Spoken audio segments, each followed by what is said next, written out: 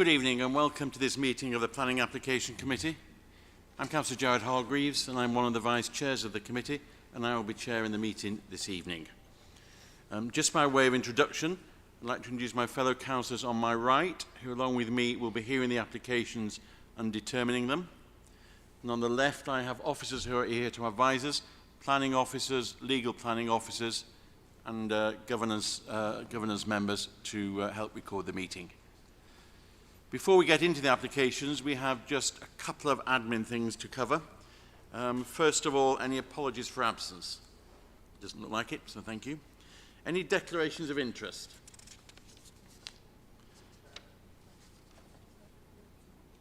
Thank you.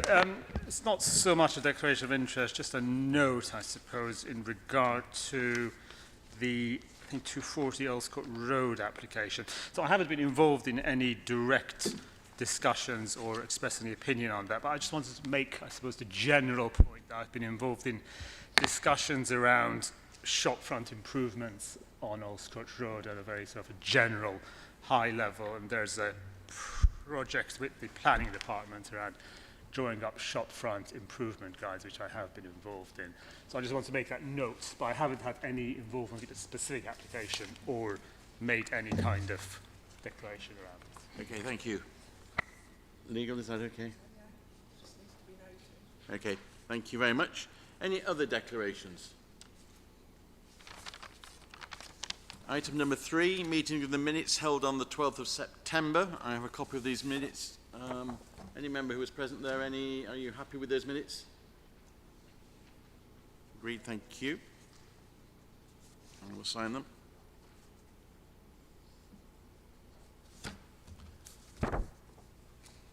Thank you.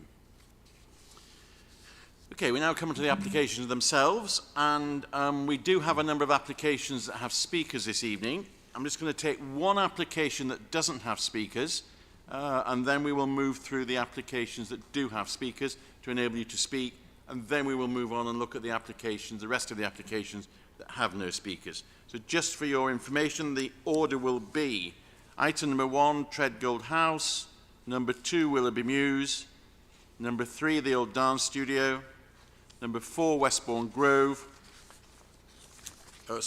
Westbourne Grove, yes, number 5, Holland Street, number 6, Cranley Gardens, and then we move on to St Luke's Mews, and then finally we move to the application with no speakers. Bramley House, Earls Court Road, Queensgate Mews, and Kelfield Gardens.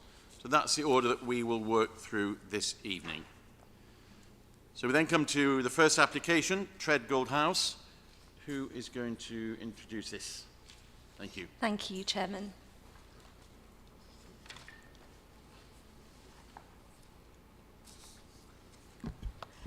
Good evening, councillors.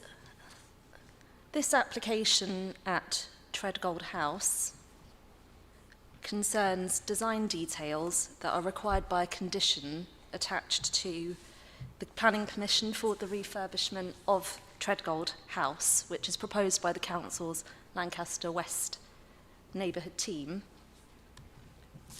Apologies, we're just looking for the cursor. There we are. Thank you. The principle of this refurbishment has already been established through the planning permission that was granted by the Council back in November 2022, and the current application concerns Condition 4, which is attached to that permission, which requires detailed drawings and confirmation of materials. And what you are looking at here is the most detailed level of design development in planning terms. And the only consideration before the committee this evening is about appearance, whether these proposed details would have an acceptable impact on the townscape, on the appearance of the building and the Lancaster West estate. And just a reminder that this item is being brought back at the committee's request to see these details for the refurbishment works. So here's a reminder to the committee of what the building currently looks like. You can see Treadgold House here, this T-shaped building. This is the view from Bowmore Road. Another aerial view here. A street level view taken from the corner of Bowmore Road and Grenfell Road. and then lastly an aerial from the rear. So that's what the building was like. And the planning permission granted alterations to the existing facades and also at roof level.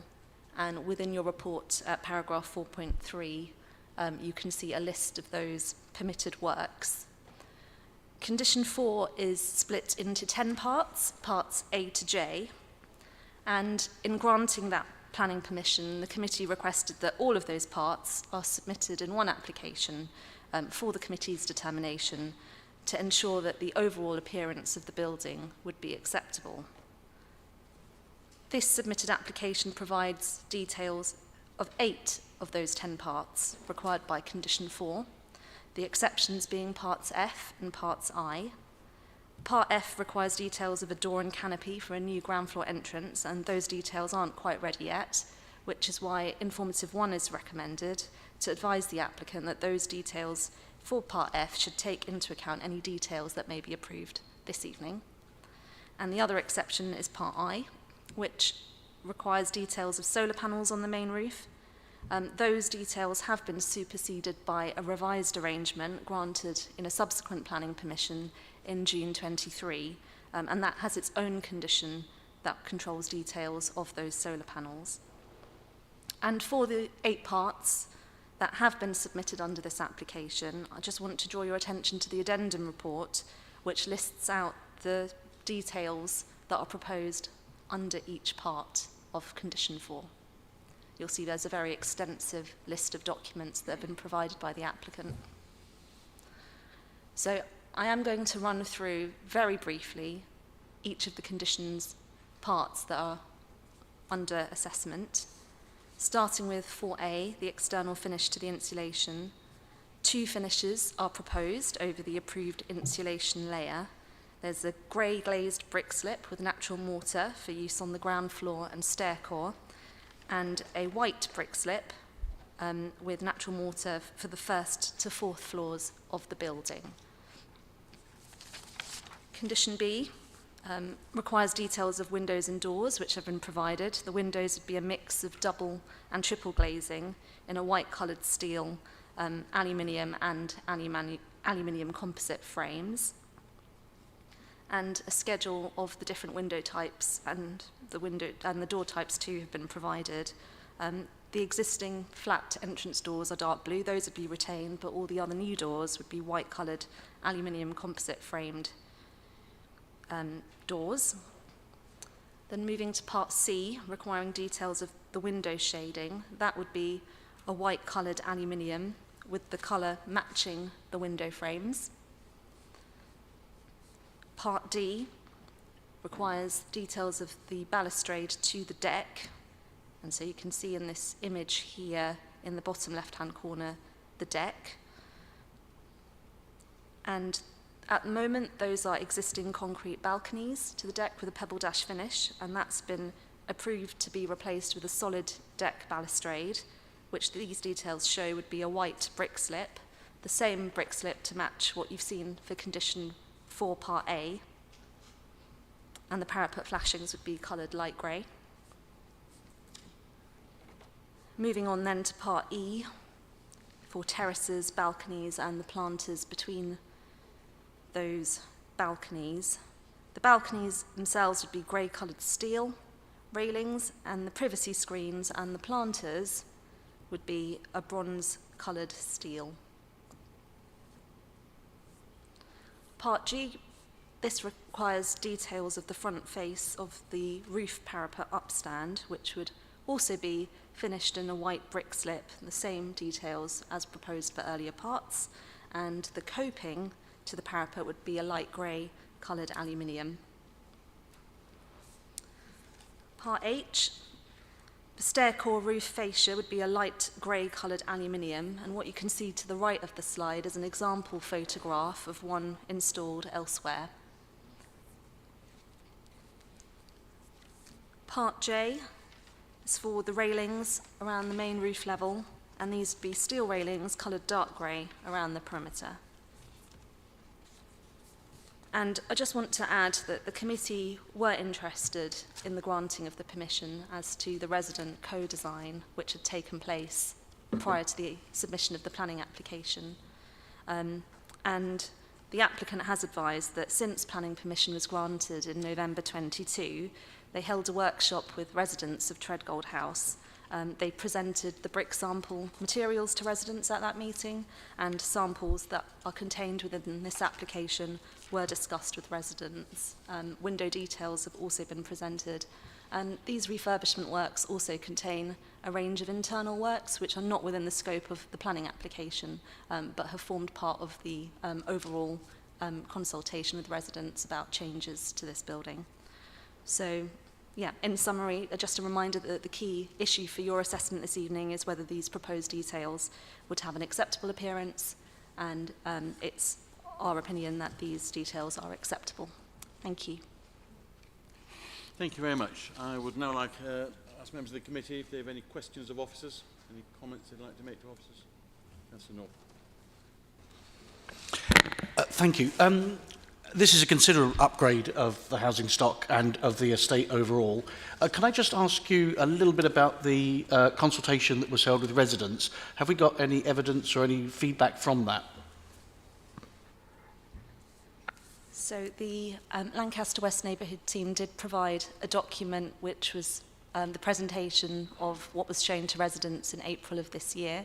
It contained details about the process of the work, setting out an order that the works would take place in. It had details of key members of the team and also of the contractor United Living who are on site at the moment. So at present the building is scaffolded, and so the presentation gave details about who to contact, a general summary of the works, but then also a presentation of floor plans and visuals such as the ones you can see on screen here. Thank you. Any more questions?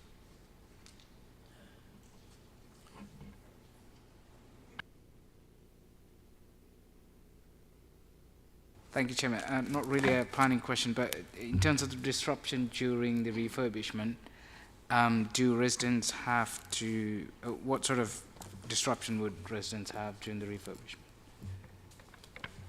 Thank you.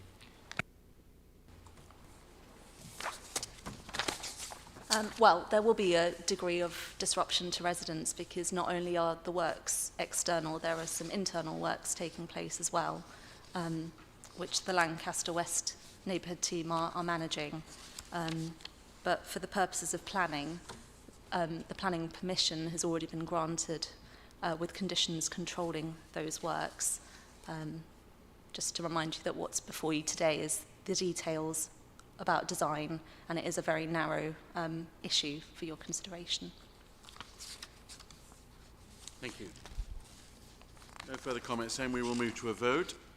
It is recommended that the committee grants approval and approves the details required by conditions, and you see the list of conditions there.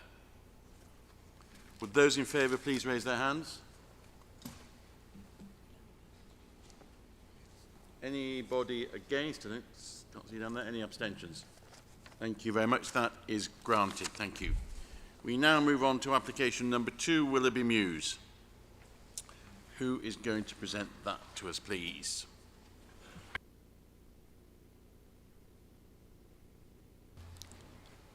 Thank you, Chairman. Firstly, I'd like to draw members' attention to the addendum report. We received an additional objection from the Ladbroke Association. Turning to the slides.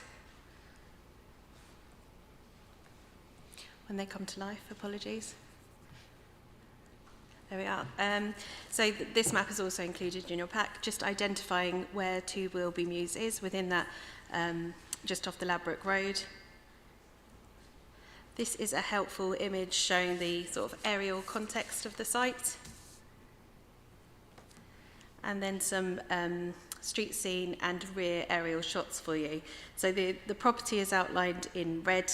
That's not showing the full extent of demolition. The front facade is to be retained.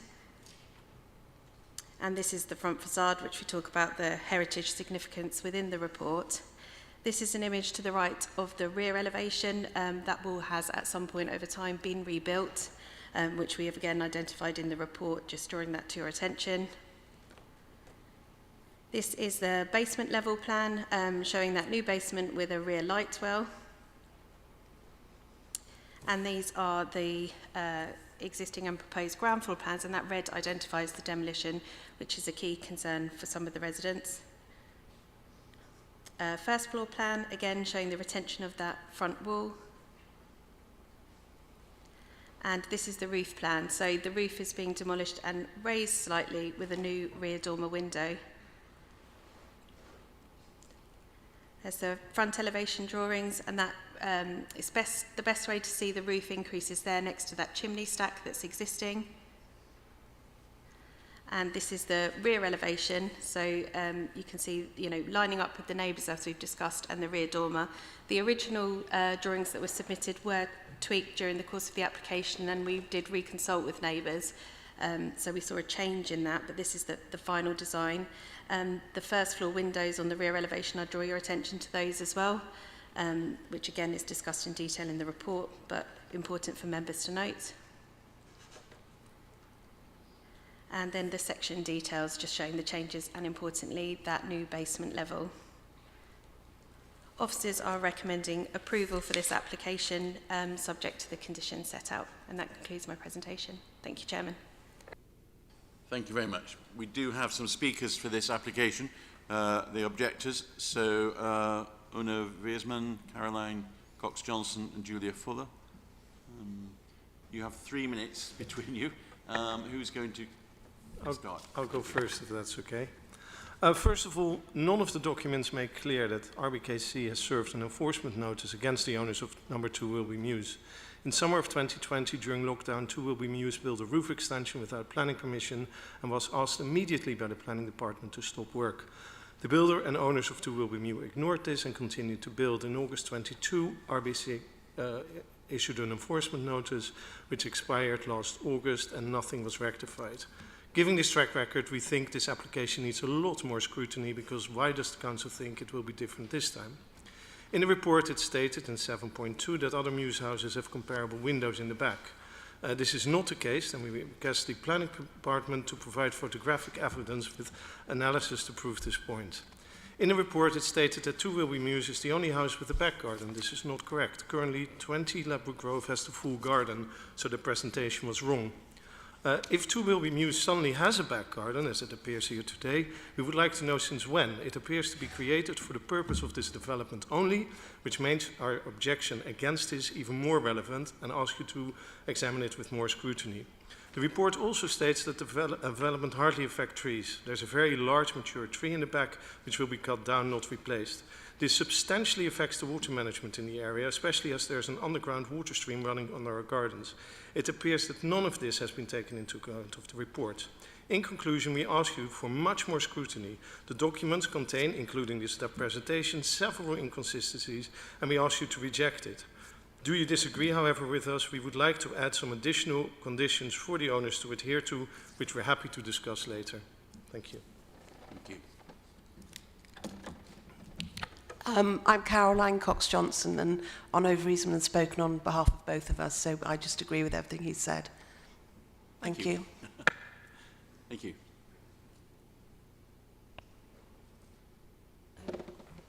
Hello, I'm Julia Fuller, and I live in Wilby Mews, which is a beautiful cobbled street and a cul-de-sac, and it's got a very small entrance and a very busy pub on the corner. The pub only found out this application was happening on Friday, so that's given them 2 working days to reply. And I feel that more information should be coming, especially for the traffic management plan, which I couldn't see on the website. Okay, thank you. Thank you very much. So we now have an opportunity for the committee to ask questions of the speakers. Who would like to ask a question, please? Councillor North. Thank you, and good evening. I've got 2 questions for the objectors here. One is about the trees and one is about consultation. Can you describe why you think the tree should be retained? And with the consultation, could you tell us exactly what consultation you've had from the developers on this, if you have?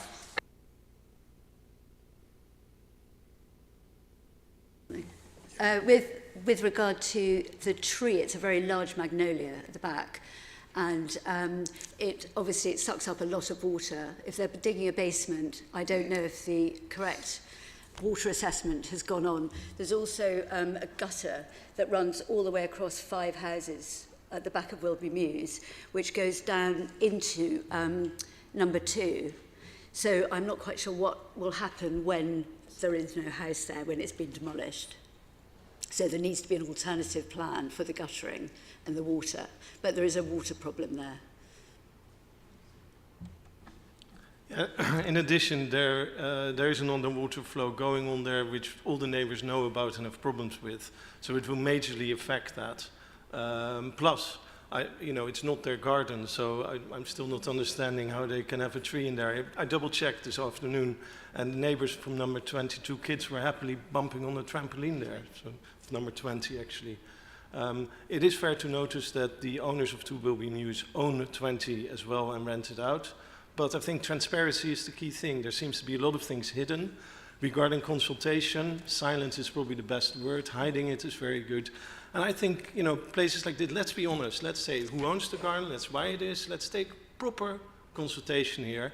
And especially given the fact that the track record of this, the owners of basically actually making fun of this council by not doing anything, I think it's just very important that things get done properly. And I feel that's not the case, and many neighbors feel that's not the case. Thank you. Can I just follow up? Sorry, just to follow up on the consultation, you say that, has there been any consultation? I noticed it says here that 6 properties were notified, 5 objections, and you're saying that the pub were only just made aware of this. Clearly that's an important pub to the local area. I'm just concerned if there hasn't been any consultation from the applicant to you as local residents, that although it's not a requirement for planning, it certainly is encouraged. Yeah, it wasn't. Obviously, the paperwork was all done, and you try to reach people. Everybody seems to work from home nowadays, but you try hard over the summer, so it was difficult. But yeah, you try and do your best. It's hard to read those papers, see it. So yeah, it was minimal, let's say, and given the impact that it has, given the number of objections, you would expect, and we have to live as neighbors afterwards as well. You would imagine something more would be done, and especially if you see factual incorrect information in there. Is upsetting, and I think the council, should take a step back maybe and just say, let's have another look at this properly and ask the people to explain themselves how it actually works, and not rushed, because there's still development, a roof with an enforcement notice that won't be fixed for God knows how long. Thank you. Any other questions from the speakers? Councillor Retty. Thank you, Chair. Question to the objector, Ms. Fuller. I guess you live right next to number 2, I believe. I understand your objection is mainly with the facade, the basement, and structural issues, I believe. I can't see a full statement here, but is that your main concern about the structural damage, or? Thanks. Well, I don't think it's very sustainable if you're demolishing a whole house. I'm not quite sure why that's happening. But a lot of it's the water and also the traffic management, because it's a very small mews, and there's going to be all the pub traffic as well as the construction traffic. And so I'm concerned about that. Any more questions of the speakers? Okay, we now have an opportunity for the councillors to question the officers. Who would like to start, please? Chair. We've talked about demolition, so I guess that would be my main question, really, as to why officers believe that demolition is, on balance, acceptable in this instance. Thank you. Thank you. I think that's a really helpful question, because it's kind of the key issue for officers, and it is a very on-balance decision that we've come to. We looked at the substantial demolition. The internal historic fabric isn't protected because it's not listed.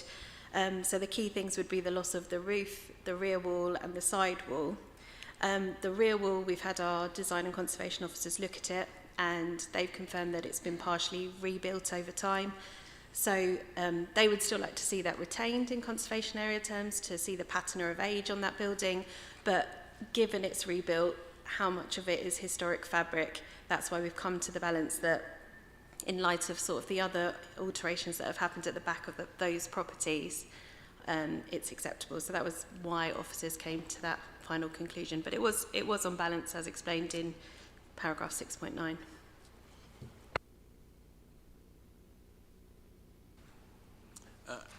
I actually have a question. This issue of that's appearing in a lot of the about the sale of land and the land issue. Could you just take us through that, because I don't quite follow the flow through. As officers, ownership isn't material to the decision, but I think it's helpful if I bring back up the site plan that shows the ownership.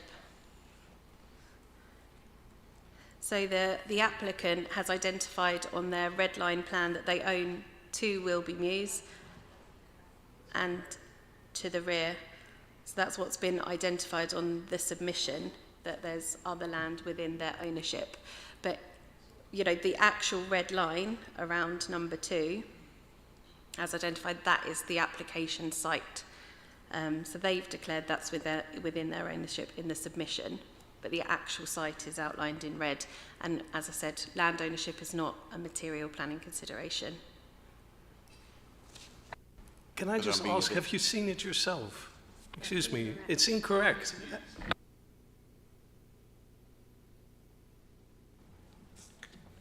I didn't get that, sorry. Can you just take me through it again? Sorry. No, absolutely. I realise it's not material to this. But yeah, so anyone can apply for planning permission on anyone's property. So I could apply on your house, Councillor Hargreaves, to demolish it and rebuild it. But whether I got permission is a completely separate issue. So in this submission, they've shown the red line of the site outlined here for the purposes of this application. The actual works that are being done aren't across that whole site anyway. It's on the main property. So I'll show you just on the application drawings. We'll show you here, which is the rear light well and a small part of the rear courtyard or garden to the back. So it's not actually extending the full extent of that red line, the works that are happening. And then I'll just turn again to this view, probably helps show you that whilst that's outlined by the red line, so it appears as though the rear boundary line isn't sort of on that line. So I think that's what neighbours are concerned about, that it's kind of artificially looking like there's a much bigger garden as existing. Okay, thank you. So we have to take what is in the application, I'm afraid. So that's why I can't allow you to speak anymore. I'm afraid I can't, sir. I'm sorry.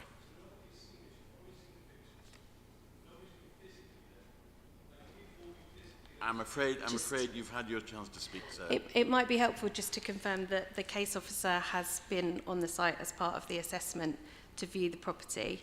And we can see from the drawing submissions where the existing boundary line is. The ownership is a different thing. It may well be that they want to move the fence at a later date. None of that's in the application. It's just the works that are happening on number 2, as shown on the application drawings. There's no changes shown to the fence line or the boundary line on these drawings here. Okay, thank you. Any other questions? Yes, Councillor North. Sorry, Councillor North first. Yep, thank you. Section 11 talks about trees and landscaping. Are the officers really okay with the removal of this tree? Through you, Chairman, in the consultation section, you'll see that we've consulted the arboricultural officer and they've reviewed the report submitted by Landmark and have raised no objection. They've explained that there will be a need to remove some shrubs as well, but the tree protection plan and replacement planting would be acceptable in their opinion. So they've recommended approval subject to conditions. Just on that, para 617 seems to imply that there is no issue with trees. So there's, we've got, apologies, one second. We do have a tree, it requires the removal of an evergreen magnolia tree. So 6.7 is actually, apologies, incorrect. It's not a tree protected tree. It could have been worded better, I agree. But the removal of that tree, it's not one with a tree preservation order, but still, as part of these works, we would consider the removal of any tree as important, particularly as it is in a conservation area. So what they've said is the tree that is to be removed, which isn't a TPO, would have no kind of public visibility and could be fairly easily replaced on completion of the project. That's why they haven't objected to its loss. Okay, thank you.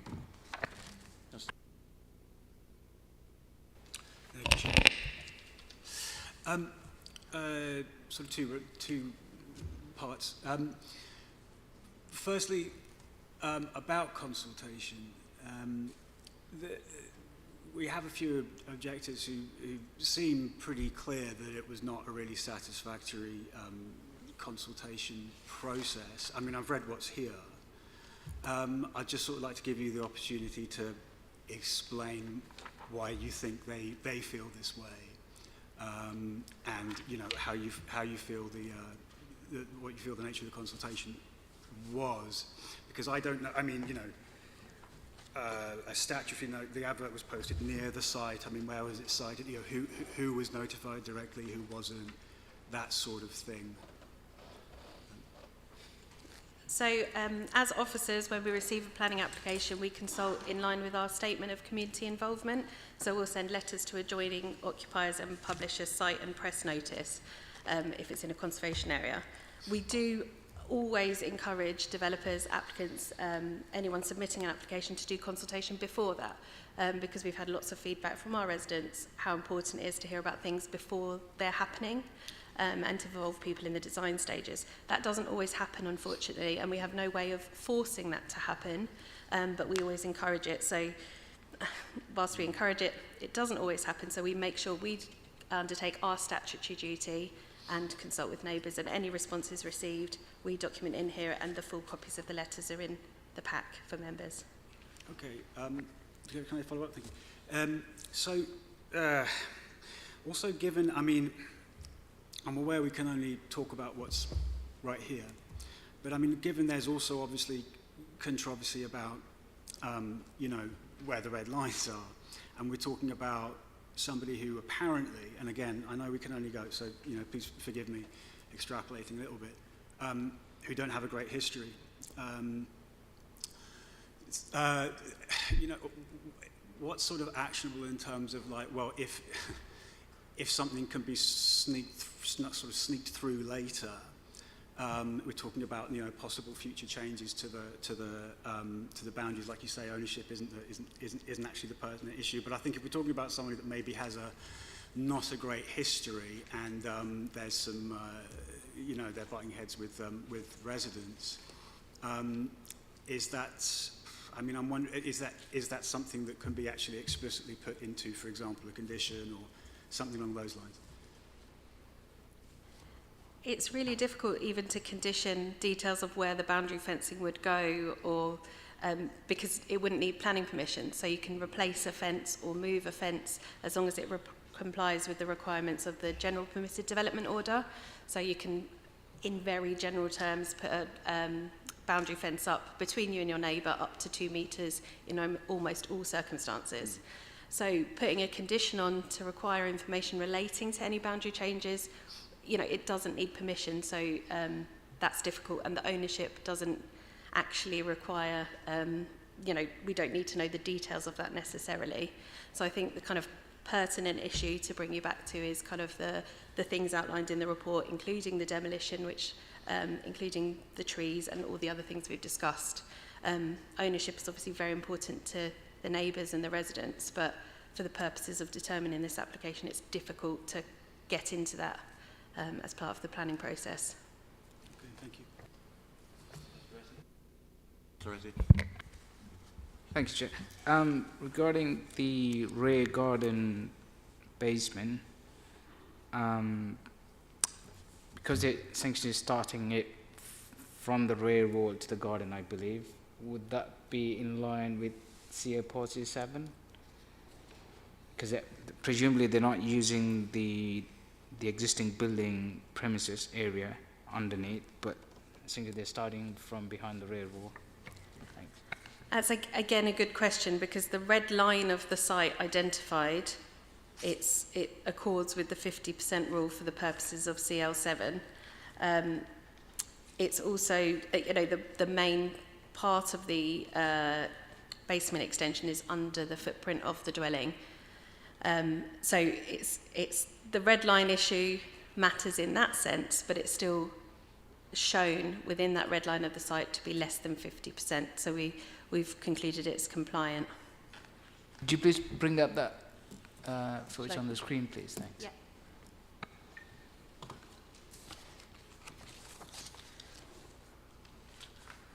So it might be helpful to also have a look at the plans in your pack that might show it in more detail. The red line of the site identified in conjunction with these images here that show you the existing building. And then when you turn to the basement development, so you have the, if you look at this image alongside the red line image of the first one in your pack, you'd see that there's a light well running against the back, and then 50% of the garden as shown within the red line of the site.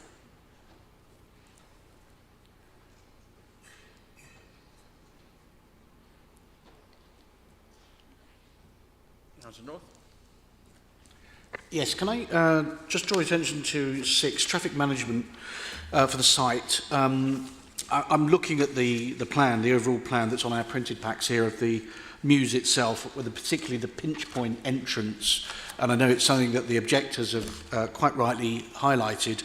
I mean, we haven't got the applicant here tonight, but I'm just concerned at the time it's going to take to do such a large development in such a small Mews, with some historic cobbles and points to it, with parking there, and it's a tight corner in there. I'm just looking at the overall, I don't think it's on the slides, but the one that's in the pack that shows the aerial. That's some feat to do this construction. I'm just, do you have concerns, and should it be something that this committee should ask to call back for the CTMP? If members were minded to approve the application, you could absolutely ask for the CTMP to return. That would be more than reasonable. It's a very tight Mews. We're confident, based on the information provided, that a condition would suffice, but even within the Transportation Officer's comments, they've said, we would need a final draft of the CTMP, and likely narrow-bodied vehicles and the like.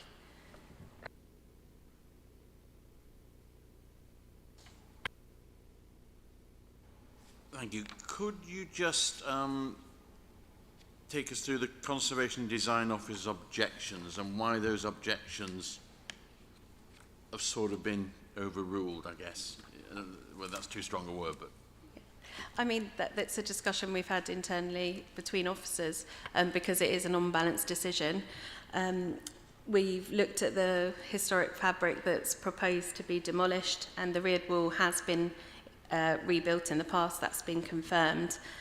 So looking at the fact that rear wall has been demolished previously, the roof of other neighbours has been raised in the past, and just show that image on screen, and have existing dormer windows. We've, on balance, come to the conclusion it's acceptable. The Conservation Officer did raise concerns with the loss of kind of that sidewall, this return, I'm just trying to indicate with the pointer now, and the loss of that wall, and that would be visible from some private views. So members may take a different view on that if they're concerned about, the patina of age and the loss of that fabric. But considering kind of everything in the round within the policies, officers have come to that conclusion. Any more questions before we go to a vote? Just a question.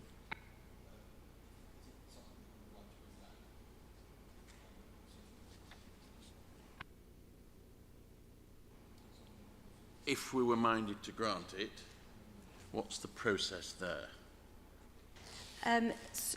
Committee could just add an informative, and we would just make a note of it to make sure the CTMP came back to committee for approval, should, when the final submission is in. What would you be looking for different than what is here if you brought it back? my concerns are that I'm minded not to go with this as it is at the moment, but I'd like to see more detail about how they're going to do this, over what period of time, and how the lorries are going to get in and out, and how it's not going to affect the neighbours, because this is a substantial demolition and construction, and I wouldn't like to live in this tiny mews for however many months this is going to go on for. That's my concern. So it's really challenging, as members know, the construction process. We kind of go as far as we possibly can here with our conditions, but we have had CTMPs come back. We've got a well-considered methodology here, but you know, if permission is granted, it will have 3 years to run. So things could change within that 3 years. There could be another basement being dug on the same mews that needs to be considered and factored into it. So it wouldn't be unreasonable to request it came back if you wanted it to. Should permission be granted. We've seen it happen many times.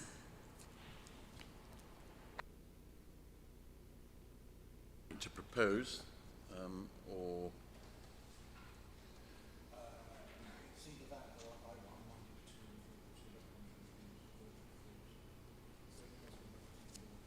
Just go to a vote then. Refusing on, I would caution against refusing on any kind of construction traffic impact because of, you know, our appeal success rate, being honest, how considered we are in our basement policy, our basement SPT, and how we've tried to manage that. If members were concerned from the questions being asked, I'd focus it on the other planning matters that may be in front of you this evening. I think at the end of the day, the Mews is what it is, and that construction is, if it's passed, is what it is. So the construction management plan, I don't see how it is going to determine anything more. Councillor Dorian.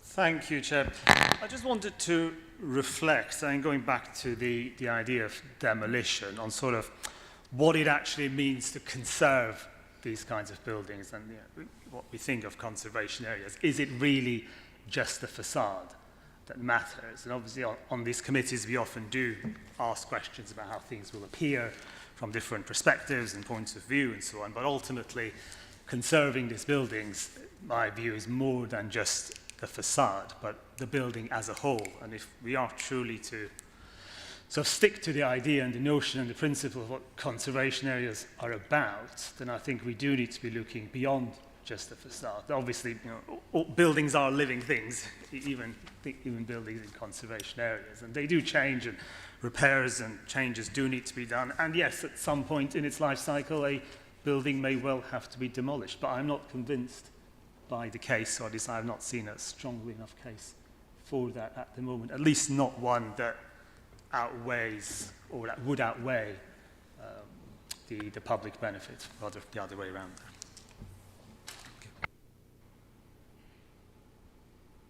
Do you want to quickly comment on that, or just take it as a comment? Yeah, I'm not sure if I can add further, but I think it's a pertinent point. Okay, so I am now going to take this to a vote. It is recommended that the committee grant planning permission with conditions listed in section 8. Would those in favour please raise their hands? Would those against please raise their hands? Are there any abstentions? So we now need to explain why, so the people who voted against it, can you give us a feel of what was in your mind? Can you pop your mic? The harm to the Ladbroke Conservation Area. That's quite simple. And I would agree with that as well.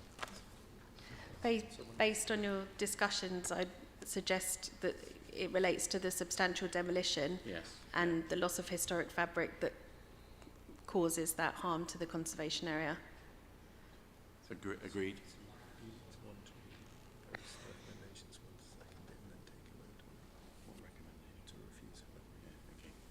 So we now need then to propose, somebody propose that that we refuse on that, and then we need to vote on that. So, Councillor North, you're proposing that. What you're going to do is, can we vote on that as the reason why we are refusing it? Those in favour of that? Okay. Those against? So that is refused. We now move to the Old Dance Studio, 2 Linden Gardens. Who's going to present that? Thank you. Thank you, Chairman. Just going to grab my notes, apologies. So draw members' attention again to the addendum report and the additional objection received. Turning to the slides, so the development description is detailed in the report, but I'm going to kind of focus my presentation around the key issue, which is the roof lights in the application. So there's other works happening, but the main bulk of the objections do relate to the roof lights, and given the planning history, that is the main issue at hand. So you can see the application site, and it's setting adjacent to Pembridge Square to the north. And just turning to the application aerial images, you can see the existing property here and existing angled roof lights on the main roof. And this is a view looking over towards the application site. And just, I've identified in these kind of yellow boxes where the main key addresses that can see onto this property are, and are just identifying their Pembridge Square properties to the north are in this location. So the existing roof plan, you can see, has some of these angled roof lights that we just showed on those aerial images, and the proposed, along with the other alterations, can be seen on the right-hand image. The section details show the main changes in terms of the extensions, and those again are included in your pack. There was the recent refusal that's referred to a lot within that earlier this year didn't pertain to any of those extensions. And this is probably the most helpful images to walk you through the skylights and the main changes proposed. So officers in their assessment have talked a lot about the planning history, and we've talked about the 2020 permission that was granted for changes, including those extensions and lots of roof lights.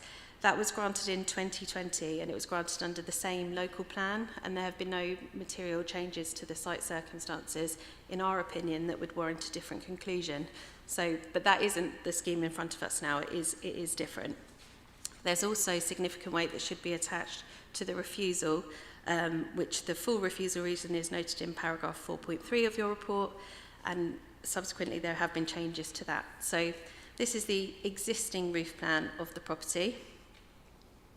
This is the consented roof plan. So this is back in 2020, we allowed this under the same local plan, and you can see identified there those flat skylights that were allowed. We then have the refused roof plan. So this is the one refused earlier this year for the reason in 4.3. And subsequently, since that, there have been changes to the scheme, which mainly relate to the size of those roof lights, their number, reducing from 13 to 11, and the kind of overall area of them. So if I turn here, this is the revised one in front of you. So comparing the two, that was the refusal, and this is the scheme before us now. So these are some images showing the existing arrangement on the left-hand side of the screen and the proposed arrangement on the right. And that concludes my presentation. Officers are recommending approval for the application. Thank you, Chairman. Very much. We do have speakers for this, so I'd now like to call upon Rose Adams and Fiona Fleming-Brown as objectors to collectively, you have 3 minutes to speak. Thank you. Thank you. I'm speaking today for Chris Bodker and neighbours. Chris is a neighbour to 42D Linden Gardens and whose property directly overlooks the application site. I'd like to draw your attention to the following headline points raised in Chris's submitted objection. The proposed 11 roof lights seem overly excessive in numbers and size, especially when you compare the proposal to the existing state of the roof, which comprises no flat roof lights currently. We acknowledge the reduction of 13 roof lights to 11 roof lights, but this still represents a substantial increase in glazed areas. It will give rise to visual amenity impacts to a number of existing neighbours in a quiet residential conservation area. It should be reiterated that the application site comprises a backland development and is consequently in a highly sensitive location due to its proximity to existing residential neighbours. Fundamentally, we do not think the proposed roof lights are reasonably required, especially considering many of them serve non-habitable rooms. It is our view that the proposal is overly ambitious. Also, the proposal will result in significant alterations to the existing roof, of which is a statutory Grade 2 listed building. The application site also sits within the Pembridge Conservation Area. The proposal will fail to preserve and take opportunities to enhance the conservation area and the listed building, contrary to the Council's local plan policies. As you will all be aware, a previous very similar planning application and listed building consent was refused earlier this year in June. We cannot see any reason why the committee should not reach to the same decision as last time based on the reasons set out above. I'm the chair of the Pembridge Association. 42D is a listed building with an interesting history in our conservation area, and it's now proposed for major development. And it's the scale of this development which has led to the applicant to seek no fewer than 11 roof lights to illuminate his property. We take no comfort in the minimal roof light reduction in size from 13 to the current 11. This would still result in the rooftop being peppered with glass, disrupting its uniform appearance and causing light pollution issues within our conservation area, affecting both residents and wildlife. These roof lights don't preserve or enhance the conservation area, as new developments are required to do by local policies CL1, 2, 3 and CL11 of the current local plan. Significantly, it also conflicts with the Council's green strategy concerning protection of wildlife from harmful light emission and the new local plan policy G10, currently with the Inspectorate, which states developments must be designed to minimise the impact of glare and light spill on local amenity, biodiversity and other users. We believe this application is both unnecessary, excessive and damaging to the conservation area, and we urge this committee to refuse it or require a reduction in the size and number of roof lights. As a point of information, this application still proposes more roof lights than the 2020 application. Okay. Thank you very much indeed. Thank you. Now I'd like to call upon the applicants. There's a list of names. Who's going to speak? And you've got 3 minutes collectively or on your own, sir. Thank you. Thanks, Chair. I'm first of all going to read a short statement from the applicants, Mr. and Mrs. Foglio, and then I'll make some short points myself. So, dear Chair and members, we apologise that we could not be with you in person. Today is our son's birthday. After our last application was rejected on the 27th of June 2023, we engaged with those individuals who objected to understand their concerns. This began straight after the meeting. In June and July, we and our advisors met and corresponded with our neighbours, and we were able to resolve the concerns of some, including agreeing the brick and roof colour and rectifying noise concerns. We have included a noise assessment in the application which explains how neighbours will be protected. We have reduced the number of skylights and the extent of glazing. The roof lights are to provide natural light above ensuite bathrooms, dressing rooms and gym, so less used areas and not the main living spaces of the house.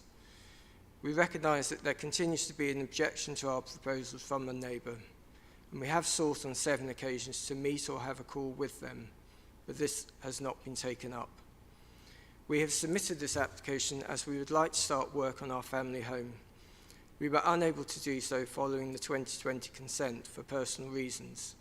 We have lived here for 14 years and plan to be here for many more.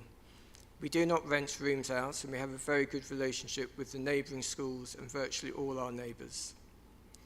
So some further comments from me. The existing situation is a dwelling with a large extent of angles, skylights and lanterns in the roof form facing Pembroke Gardens, as you've seen in the presentation. The 2020 consent is a material consideration. It was made under the same policies as today, and there are no material changes in circumstances.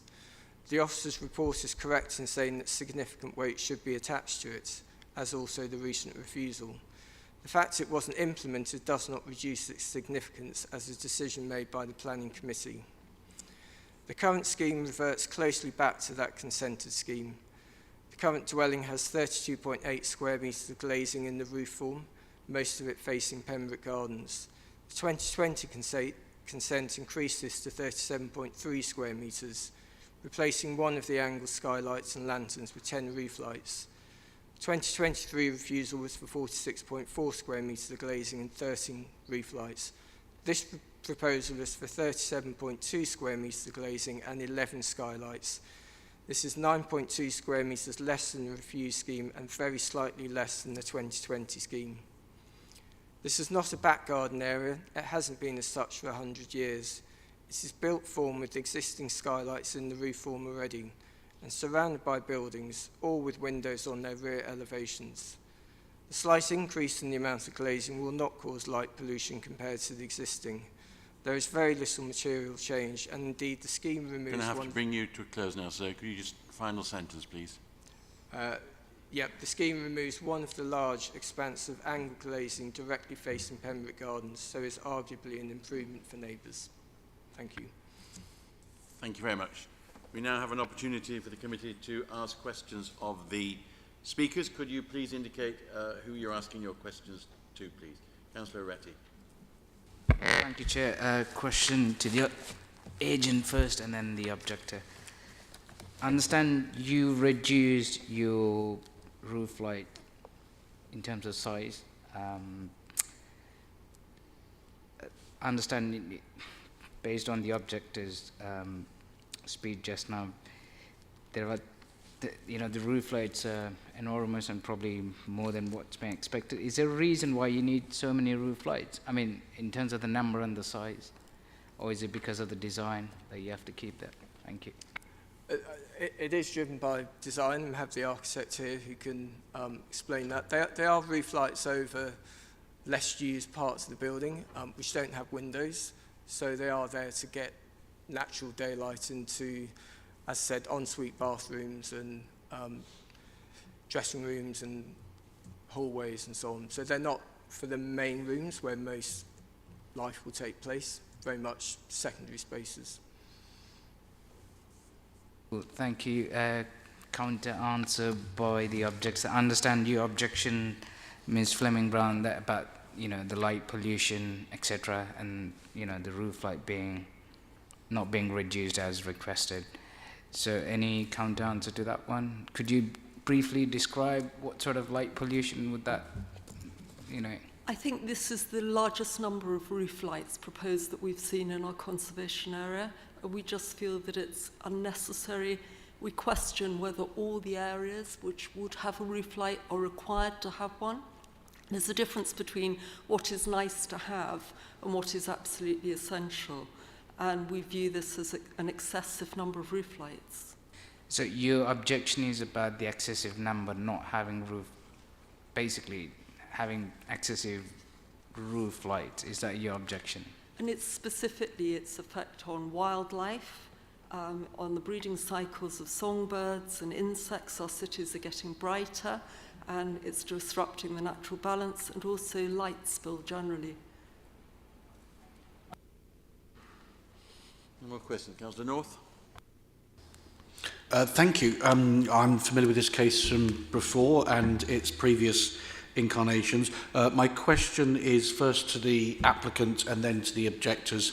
Going further on with the roof lights, which seems to be the main sticking point here, can I ask, is the applicant concerned that nearby neighbours will be looking into these roof lights?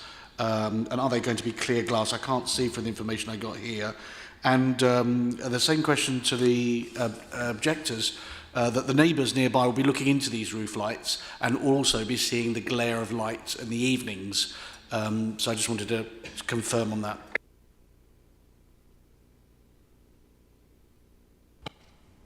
Would the... Yeah. In terms of the sort of glazing specification, that is to be sort of confirmed. The roof lights, as Simon was describing previously, are in a variety of areas: gymnasium, into dressing rooms and the like. Could you just lift the microphone a bit closer to you? So, yeah, the glazing specification will suit the various spaces that they illuminate, and that will be subject to further detail. I think the point worth mentioning is that the kind of roof lights are within, it's quite a large property with quite a large plan area, and the intention is for the roof lights to bring in natural light so that energy and artificial lighting doesn't need to be used during the day to use those kind of internal spaces that are within the deep plan and distant from the kind of vertical windows.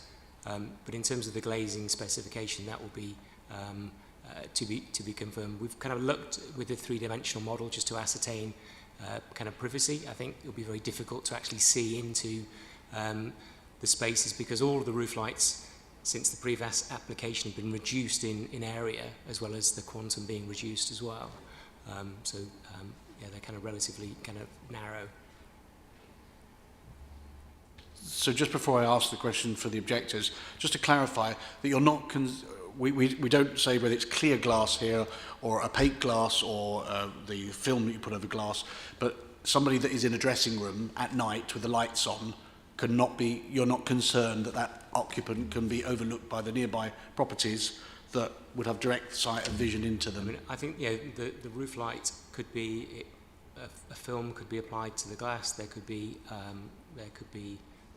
shutters or roller blinds installed below. I think that's a matter of detail. And you'd be open to that if it was a condition that would be the case? I mean, I think we'd have to talk through with the client in terms of their kind of aspiration, but also to understand really is privacy an issue in terms of the proportion of the windows, the height of the space, and the kind of relative viewing points from the neighbouring properties. I think it obviously works and needs to work in both respects. And just to the objectors, would the effect of the glass or an attachment to the glass or the opaque glass, would that make a difference, or is it the actual light eliminated out of the night? It's very, very difficult to maintain enforcement for opaque glass or any of these things. We spend a lot of time chasing this up because a future applicant can very easily remove it. There will be light spillage because if the applicant's aim is to let light into his buildings, then you can't actually mitigate that. This is a large number of lights. It's a lot of roof expanse covered in glass. Thank you. Could I just pick up on a point to the applicant, please? Yeah, you mentioned quantum of light being used. Could you just explain that? Because clearly the reduction from 13 to 11 is a minimal reduction in terms of numbers. Tell me about the light beam, because what one might think about, you may reduce the number, but increase the intensity of the lights going out. So actually the effect of the reduced number is negative because the light beams is stronger, if that makes sense. So can you just tell us about that, please? You mentioned the quantum beam used is less. Probably let the architect say a bit more, but so yes, 13 to 11, but we have also reduced the amount of glazing. So the level of glazing is now much less than the scheme here 3 months ago, and it is very slightly less than the 2020 scheme. It is more than existing by about 4 square metres, but at the moment you have those large expanses of skylights, glazing, directly facing Pembroke Gardens. Now one of those will go, and the scheme really, I suppose, takes the glazing from there and puts it flat on the roof so it's not directly facing Pembroke Gardens and breaks it up. But it's, again, to rooms that are used much less during the day. In terms of internal lighting, not a listed building, so we necessarily haven't put that in as part of the application. I don't know if we have any ideas on that. So yeah, I can't tell you how light that room would be lit because it's not something that we would ordinarily deal with in this sort of application. Thank you. Thank you. Following up on the chair's question, What are your opening timings, sir? During the night, do you have more lights inside so that would reflect up? I know it's not a planning one, but I just want to understand the neighbours' concerns. I think it goes, again, back to the rooms. I mean, these roof lights serve a bathroom, dressing rooms, so they're going to be used quite sporadically. It's not as though the lights would be on all night long. It would just be when those rooms are being used for that particular use. So I think it's very different to a living room and a dining room and kitchen and so on. Could I have the timings, please? Is that open 24 hours or? Well, it's a residential property, so they're not going to be on all night for sure. As and when. Okay, I'm now going to move to questions from the officers, please. So, committee, have you got questions of the officers? Anybody wish to ask a question? Councillor North. Yes, on the skylights. This is a building of historic interest, and it is in a conservation area, and it is overlooked. And this is a material change. Can you tell us what it adds or a neutral effect to the conservation area? Yes, absolutely. I'll just turn again to the images on the presentation because I think they're really helpful. So as existing, there are roof lights already on the property. The majority of that, they kind of face onto Pembridge Square on this side mainly, and there's one to the centre. So in real terms, it looks like this image on the left-hand side. So there's kind of alterations on that roof slope. So what we have now is an extension in this location, which removes one of the roof lights. Now, that's never been a subject kind of debate within the report because it's been, there was no reason for refusal relating to it. So now we've got these new roof lights on top, kind of scattered around. Importantly, so this is the existing roof plan that we've just seen. We then had a consented scheme under the same local plan that had lots of roof lights as well. That has expired, but still carried substantial weight for us. And conservation officers didn't object to that scheme. We then had the refused application, which in terms of size and number, that was greater. That has then been edited to the current application. We've consulted with our conservation officers as well as part of this application, and they haven't objected on the grounds of the listed building or the conservation area, and have raised no objection. I hope that helps answer the question. Yes, no, thank you. I was rather, does it add to the conservation area, or is it neutral? I wasn't asking whether they objected to it or not. I want to know what it adds to the conservation area and those people looking onto this new roof. Because it is, I mean, it's not a Victorian building, but it's quite a historic building, and it is of some merit.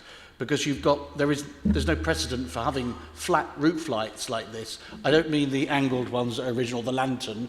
That I don't have an issue with. But I've got major concerns, as when it came up before, about those horizontal ones. Sorry. So our officers have concluded it preserves, so not enhances it in any way, so it doesn't add to it. But we are content that in the roof scope as existing, that it preserves. More questions? Could you please just touch on the air conditioning unit? That wasn't in the last application, it's appeared in this. Well, do you know why it's suddenly come in? Yeah, so it was included in the 2020 permission. It was then taken out of the recent refused application and has been put back in. They are discrete in terms of their position and fully comply with our noise criteria. So officers have no objection with regard to their appearance. They're sited down here behind this boundary treatment, sort of tucked down in that location. So, sensitive, discrete location in our opinion, and conditions ensure that there'll be no ongoing noise impact. Thank you.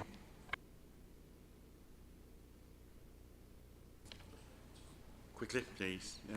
To quickly, just my question earlier on was about the type of glass, whether it would be worth adding a condition in before a vote that would obscure the glass, it would let in light, but you couldn't see directly into it. Would that be something that we could consider?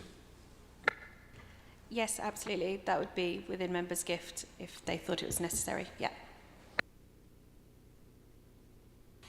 Would you like to propose that? Yes, Chair, but also, I don't know if that's possible, but not to have a reflection of light from inside as well. I don't know if there are glasses that would protect that, but yeah, I like that, the condition.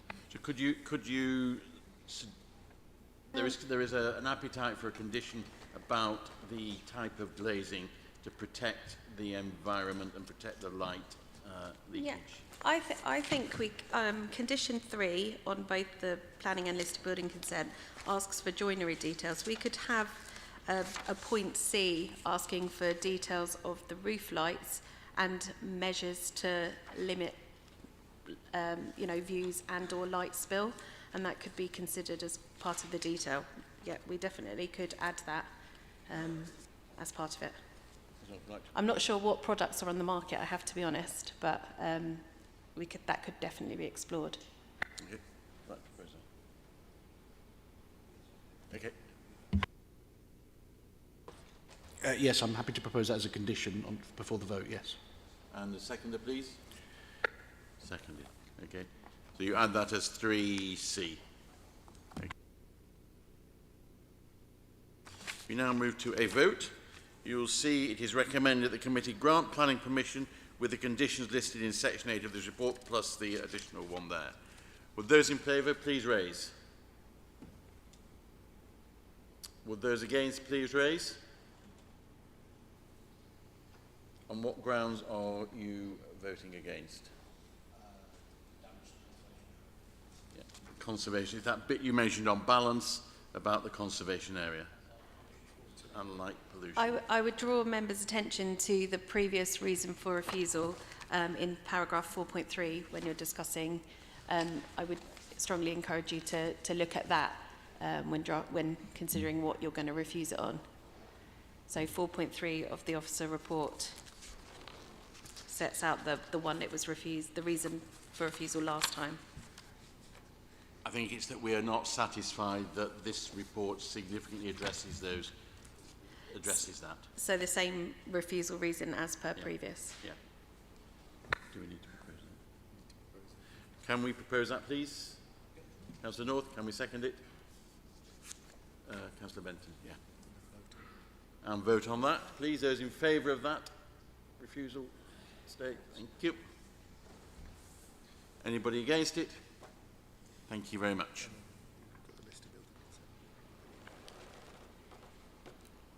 And could we vote on the listed building? Yeah, thank you.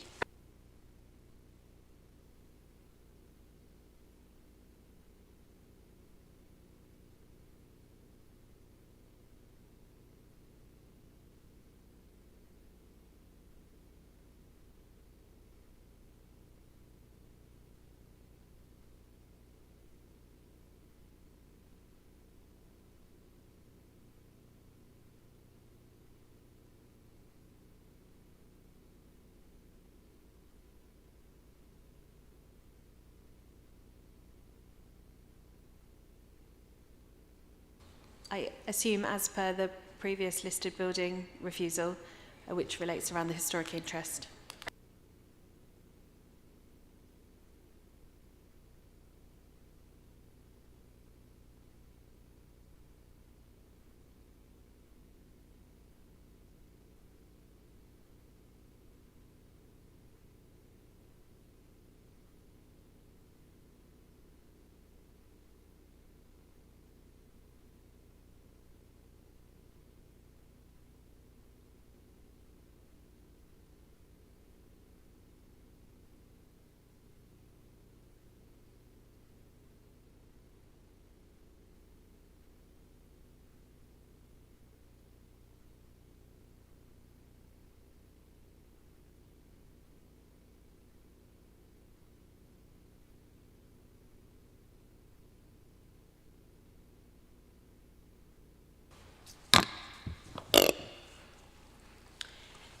So this application relates to the Grade 2 listed 20th Century Theatre building. The site has two narrow frontages, the main entrance to the theatre being on the south side of Westbourne Grove, as you can see in this photograph. And then the other entrance to the theatre building is on the west side of Portobello Road. And this photograph shows that. The majority of the site is set behind the street frontage. The slide shows the building outlined in red.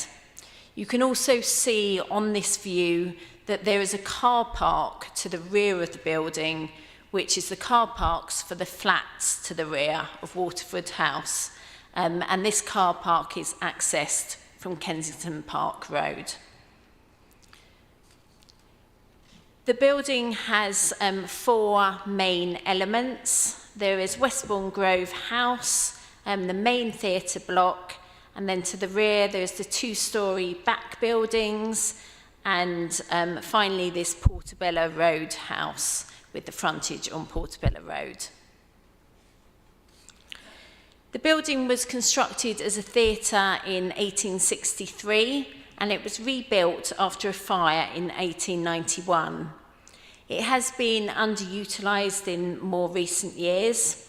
In 2000, there was a planning permission which granted the use of the main first floor theatre and ancillary spaces for a number of specific uses, which included use for live performances. Occasional use has only occurred since 2016. There were specific conditions and restrictions attached to this 2000 permission and subsequent varied permissions, and these are set out within the officer's report in paragraph 4.7. You can see on this slide here that the main first floor auditorium to the left, which is of primary historic interest, along with the yellow room, which is a room adjacent to the auditorium, as shown on the right.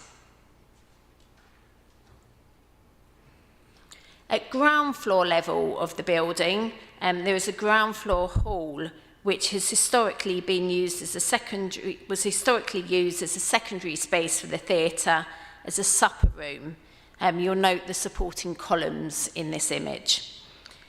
This space has a lawful planning use as a Class E retail use and is accessed from Portobello Road.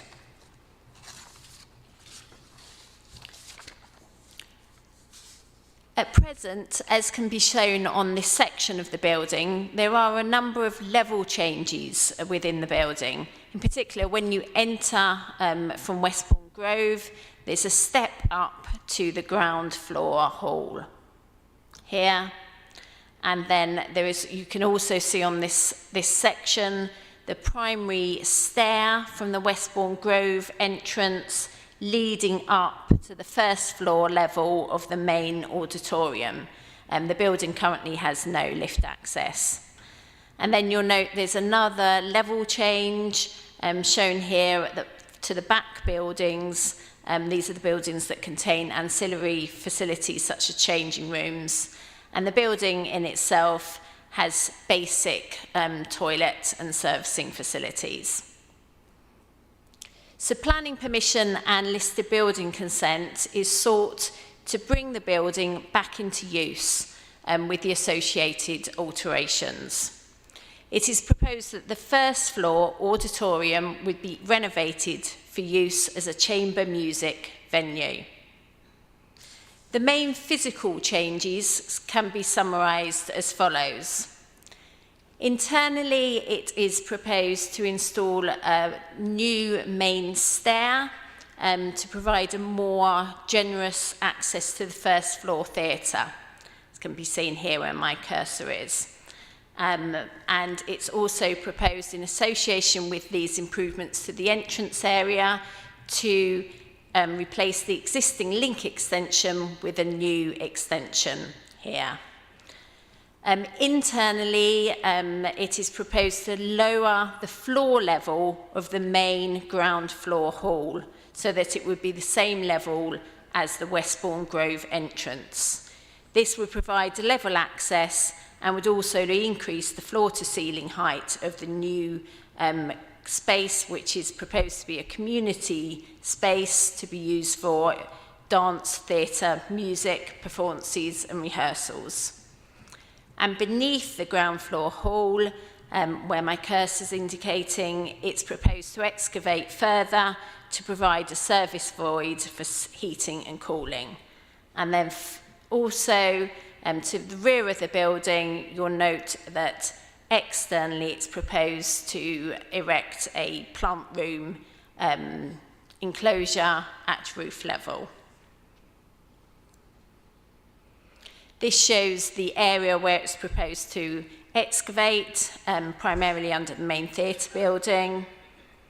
At ground, I'll just run through the floor plans. At ground floor level, there would be some demolition which would take place, which would include the removal of those columns that we saw to the ground floor hall to become the community space. This is the proposed ground floor plan.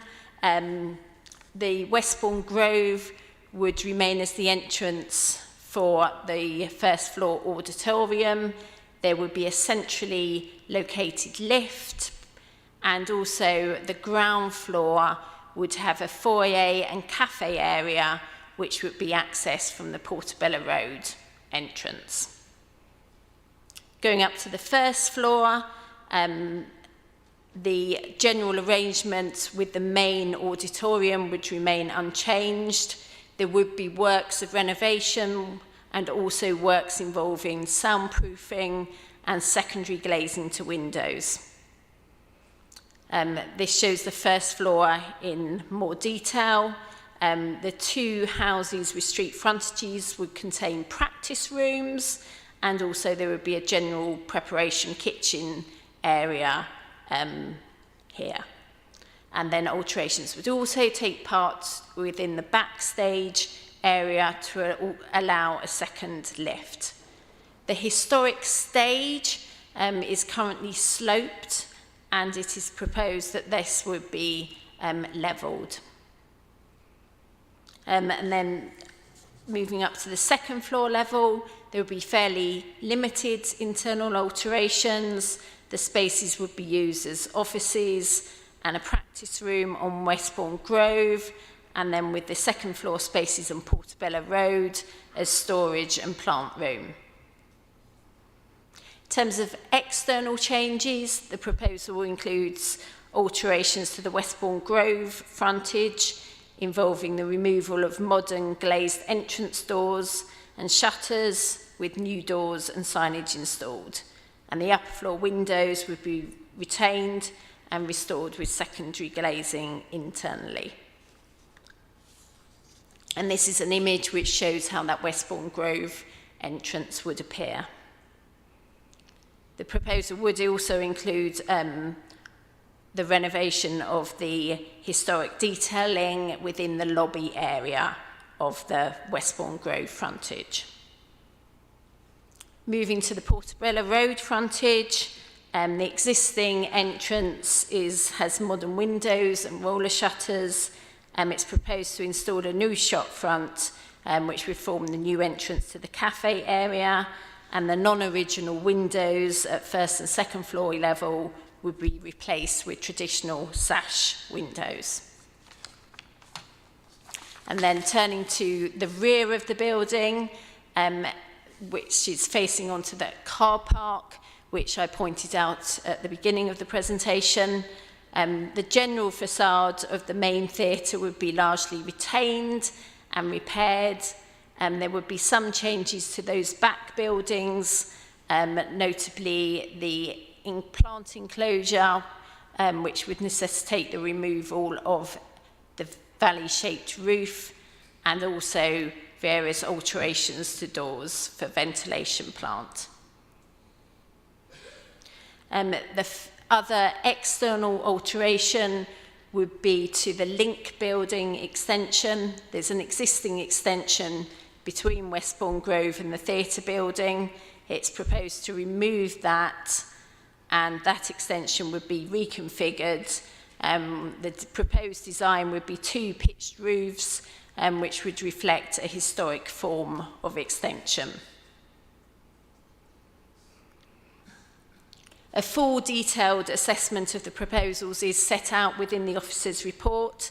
It's not my intention to repeat that here, but I would just like to draw members' attention to the various conditions that are recommended to protect the living conditions of neighbouring occupiers as listed here. And similarly, there is an explanation of the planning balance that needs to take place. That is explained in detail within the report.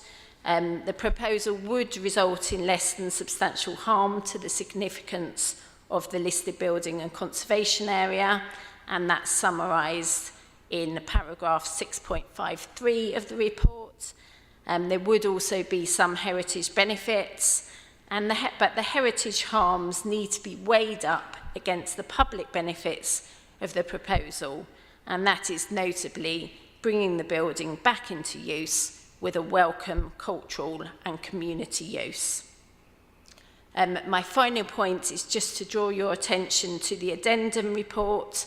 You'll note that there are two more informatives recommended, which relate to contaminated land, and also just clarification that the proposed hours of use would be between 8 o'clock and 2300 hours rather than 700 hours, which was incorrectly stated in paragraph 4.3. Thank you. Thank you very much. Thank you. We do have speakers for this, so I would call upon Mark Walker, who's the objector. Who's there? And you have 3 minutes, sir. I'm Mark Walker, speaking on behalf of Waterford House Limited, who live in a neighbouring property of 110 Kensington Park Road to the rear of the site. They are very concerned about this proposal and the detrimental impact it will have on their lives. The application property is currently a vacant Grade 2 listed building. The proposed alterations as part of a mixed-use scheme would fundamentally change the character and design of the historic theatre. In particular, the proposed building works include a refurbishment of the theatre facade on Westbourne Grove, demolition of roofs and staircases, as well as the replacement of windows, lighting and piping throughout the buildings. The removal of a roof light and changes to the historic fabric of the buildings at the rear of the theatre are also proposed. In all, these changes are not subservient to the historic fabric of the building and will cause harm. The application outlines that the proposal also includes activities for potential user numbers estimated to be 25,000 people per year, with creative hires and modest business use also proposed in the scheme. The application form states that the hours of opening will be from 8 AM to 11 PM in a 7-day-a-week operation. For clarity, the residents of Waterford House want to point out that their car park, which is to be used for loading and unloading in the proposals, is not a shared space or courtyard, and it is Waterford House's car park. It is used extensively by our clients, and the applicants only have rights to access and egress for loading and unloading. Planning officers at the council have also had concerns about the proposed use of the building as a model concert venue, given it involves alterations to the lowering of the floor at ground level, as well as the installation of a lift and the erection of a plant room. As you know, there is a recommendation to grant plan permission with 20 conditions by the council in order to help address some of the above concerns. Condition 12 refers to the construction and traffic management plan. Given residents' concerns about the increase in traffic from this proposal, we feel that this condition should be met before the granting of any planning approval.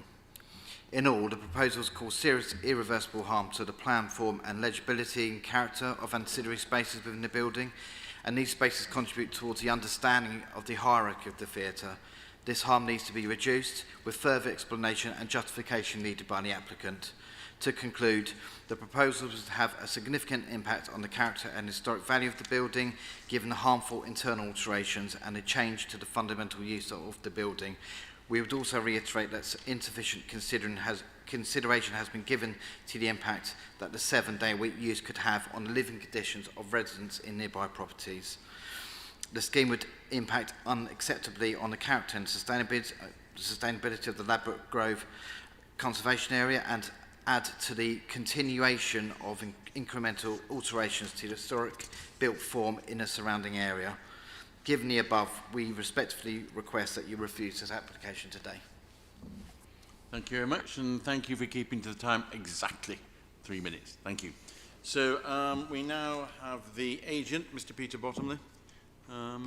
Sir, you have 3 minutes exactly. Okay.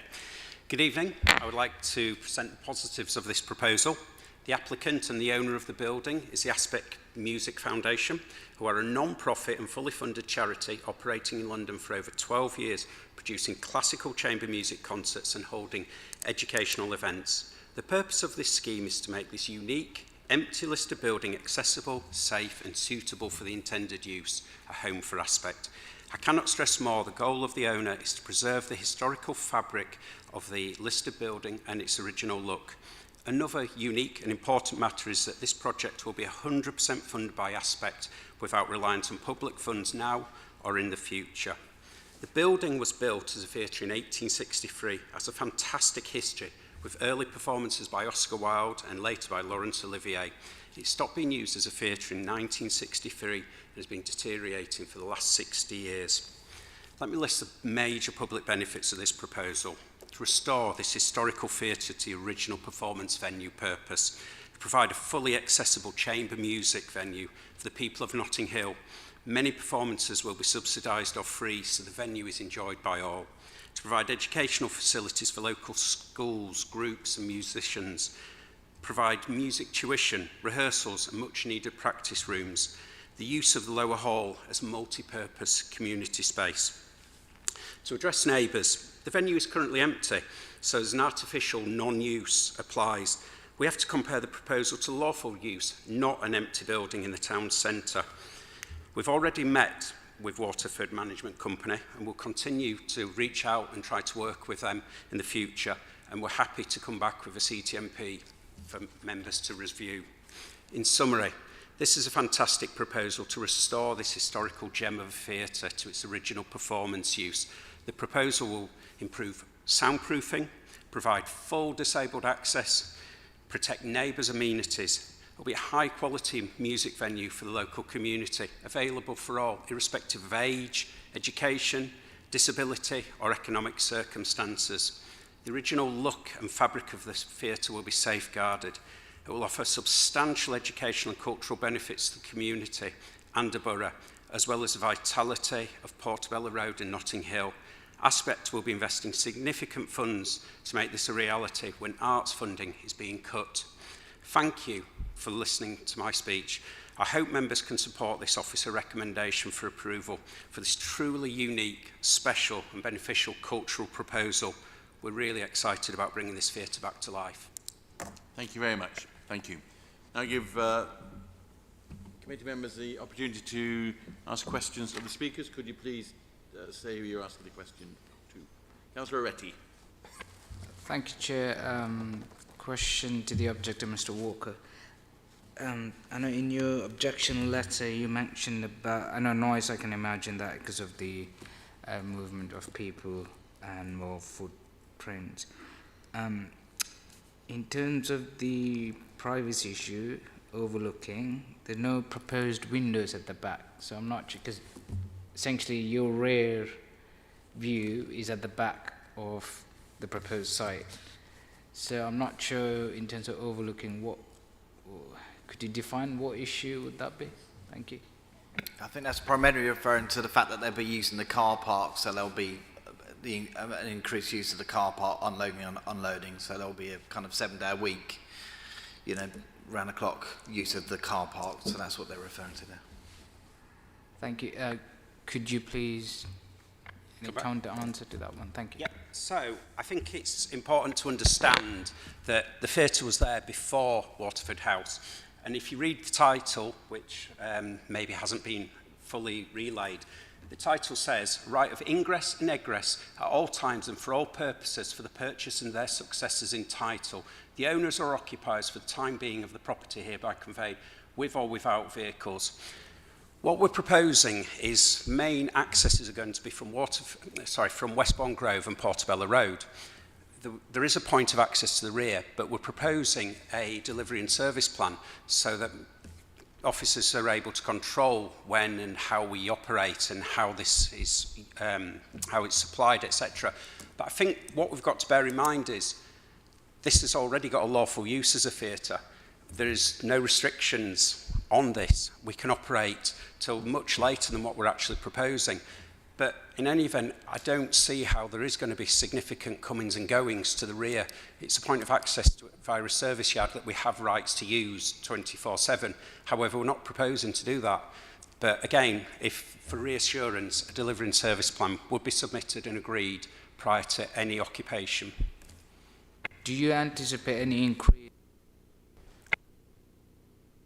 That would essentially, so you're saying any usage will be on Portobello Road, but the rear is essentially for deliveries to come and do it. Thanks. We'd hope that we could, well, we'll set out with a delivery and service plan, but we'd expect most deliveries would be via Westbourne Grove. But if we need to gain access to the rear, we've got legal rights to do that anyway. But no, I'm not expecting an increase that's material compared to the lawful use. Thank you. Any more questions?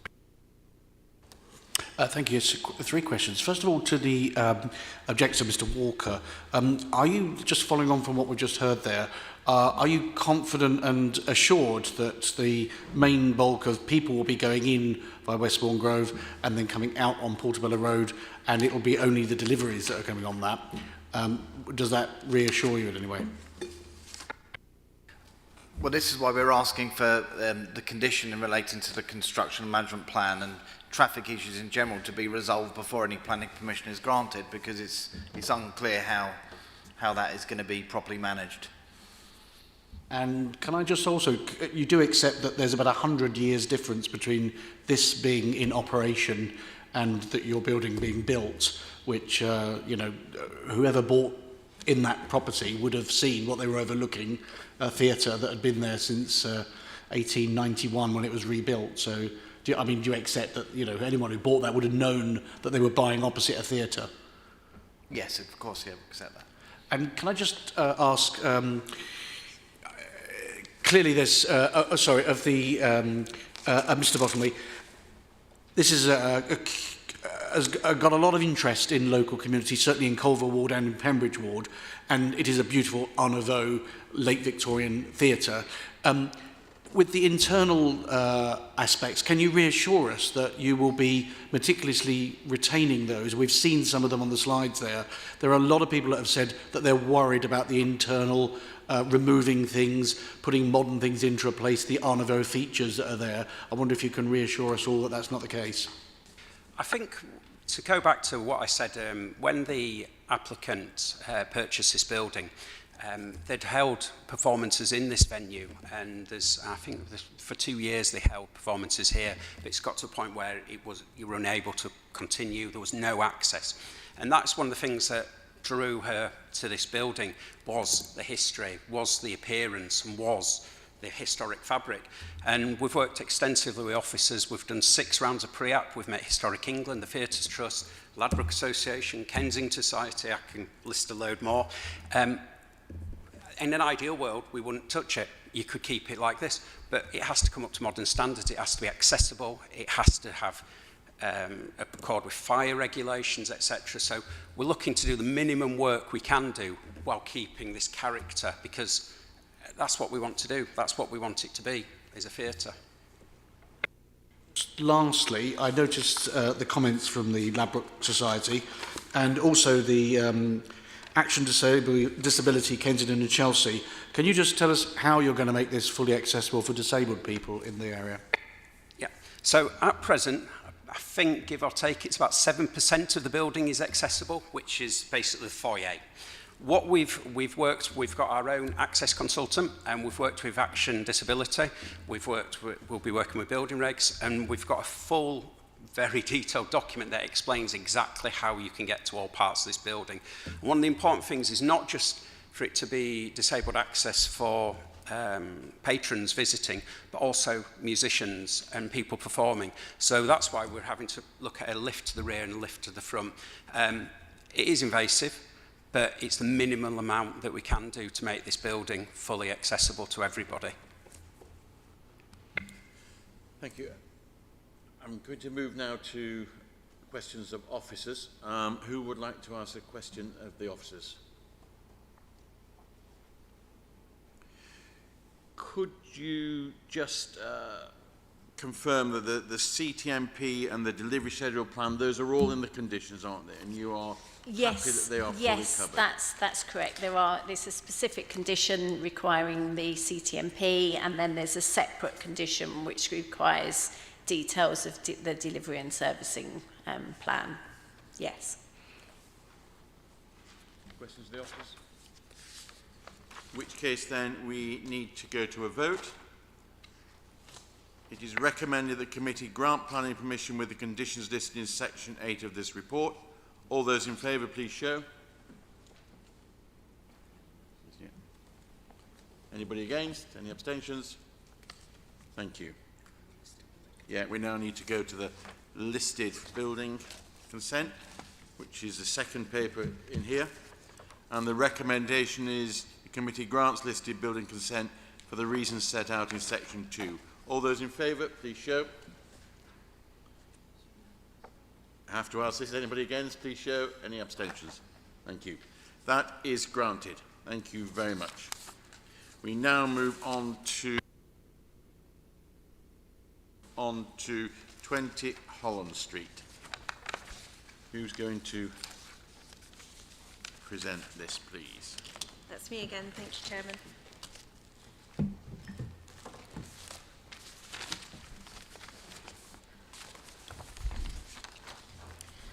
Just again, draw members' attention to the addendum report.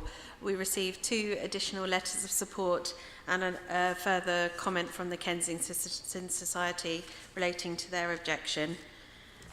Just turning to the application slides. So, as existing, the building is in use at lower ground floor as a small office, 2 flats at ground and first floor level, and the upper floor levels relate to a 3-bed maisonette. So this is the application site just outlined within its context, and some photographs of the site itself. You'll see that officers are recommending refusal for the application. There is a reason relating to the external and internal works and the impact on the listed building. One of those, that reason raises concerns with the bin and bike store proposed to the front, the soot washing of the building itself, and some metal doors proposed at the rear. It also relates to the works to the roof. So the overall kind of intent is seen as welcome, but the profile and the design and how it's executed dilutes the benefit that has been identified by our conservation officers and subsequently by us. Turning to the existing plans, you can see that arrangement with the office and the 2 units at ground and first, and then the larger maisonette above. And then the proposed plans, you can see our reasons for refusal relate to this. So I've mentioned the harm to the listed building and the conservation area, but we're also seriously concerned about the loss of homes and the creation of a very large home, failing to optimise the site, and the loss of that small office available to the borough. Officers are recommending a refusal for those 4 reasons, and just the 1 reason translating to the listed building consent. And that concludes my presentation. Thank you, Chairman. Thank you. As this is recommended for refusal, we have speakers from the applicant. You've got 4 speakers. Who's going to lead us, please? Chair, I'll speak on behalf of all, and we have members of the team to answer any questions. Great, thank you. You have 3 minutes. Good evening, Chairman and Councillors. We're obviously disappointed that your officers are recommending a refusal for this application tonight, but we wanted to take the opportunity of highlighting why we believe planning permission should be granted. As you've heard tonight, the property was originally built in 1728, nearly 300 years old. It's Grade 2 listed and forms part of a terrace of 6 properties. All of the properties in this terrace comprise single-family homes.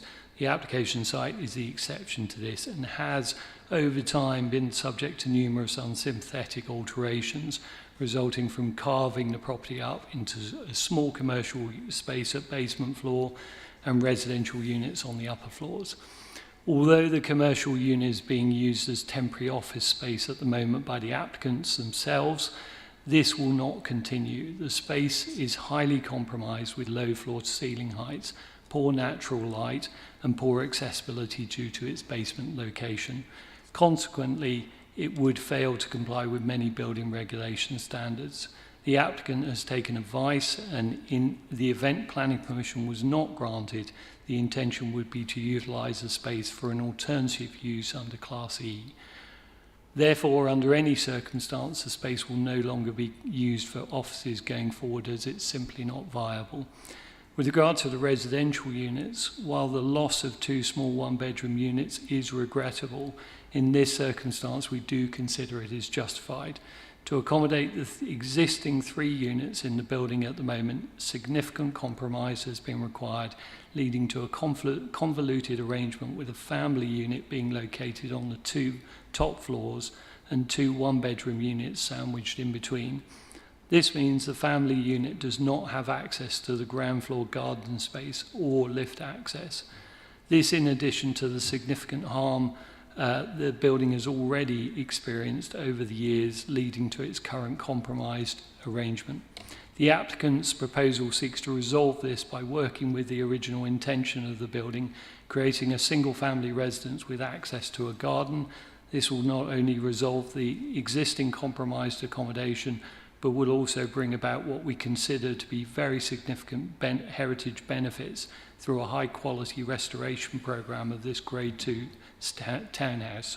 Finally, it's worth noting that the applicant undertook extensive consultation with residents before submitting the application, where neighbours were unanimous in their support for the proposal, particularly noting potential benefits from reduced parking and waste storage. We note the application has received 22 letters of support and only 1 letter of objection. On this basis, we would urge members to grant planning permission tonight, but we're very happy to answer any questions. Thank you. Committee, any questions to the speakers, please? Councillor North. Thank you, Mr. Chairman. I'm very familiar with this property. I am the ward councillor for the ward. I have seen the property before this application was submitted, I might add. And it is, I can honestly say, it has an overwhelming support of the local neighbours in front of it and has been called in by the lead member. I just wanted to ask one question. This will restore the building to its original layout, in effect, a single dwelling house, rather than split up at the moment. What are you doing to restore, retain or enhance some of the original features, external or internal, because obviously it's a very handsome building in a conservation area? Good evening. Probably worth having a bit of context to begin with. The 20 Holland Street is listed primarily as a rare surviving example of an early to mid 18th century terrace of townhouses. It is one of the earliest examples of this type of terrace in Kensington. In terms of heritage benefits and improvements that are going to be made to restoring the property, I think probably the first and most obvious is that restoration of the original use. The building's hierarchy of spaces and internal layout is suited to residential use, and returning that use is a considerable heritage benefit, not only because it allows one to understand the original use, but also because of the restoration of the elements of the plan form and of the circulation through the removal of subdivision of the staircase. Throughout the building, it is proposed to repair and refurbish historic joinery and finishes, including the staircase, windows, shutters, and historic joinery. In addition, it is proposed to reinstate lost features on all upper floors, including cornices, skirting boards, ceiling roses, and panelled doors, to reflect the historic character of the building that has been lost through successive alterations. In addition, the historic rear vaults will be repaired, and both the front and rear facades will be restored and tidied up. This includes the reinstatement of window sills at first floor level, and the replacement of windows and rearrangement of the rear elevation fenestration to improve the overall appearance. Yeah, I mean, so in terms of kind of original features, that's probably the summary of the improvements. Anybody else wish to ask questions of the speakers? Thank you to the applicant. The conversion to a single dwelling, is it essentially for family purpose or for extended family? Thank you. It would be to a family home with access to private amenity space. There's a garden space at the rear. So yeah, that's the purpose. Thank you. You now ask questions of the officers, please. Who would like to ask any questions? Councillor North. Thank you. I do understand the officers' reasons for this and the policy that you're aiming to defend here.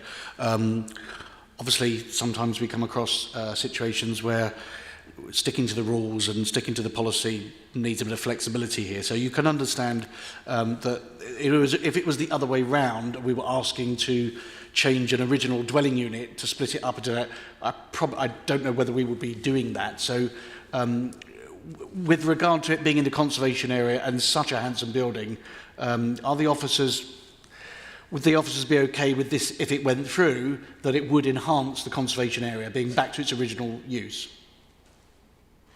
No, we haven't concluded that because as set out in the heritage section of the report, there is harm to the listed building we've identified as well. So there are some benefits, and we've kind of gone through and weighed each one up, but our overall conclusion is that there would be harm to the listed building as well, noting the use, but the need for homes is far greater in our opinion, and the conflict with those policies of optimisation and so on carry a greater need in our opinion. Any more questions? In that case, then, we need to go to a vote, and just be aware of what the vote is here. So it's recommended the committee refuse planning permission and listed building consent for the reasons listed in section 8 of this report. So the committee now are voting in favour of that or against that recommendation. Okay, there's a negative there. So those in favour of the recommendation, please raise their hand. Those against the recommendation, please raise their hand. Okay. So then we need to go to the listed, which is an academic. No, we need to have a vote on the reason, on granting consent. We need to discuss any conditions that you might attach to the grant of planning permission.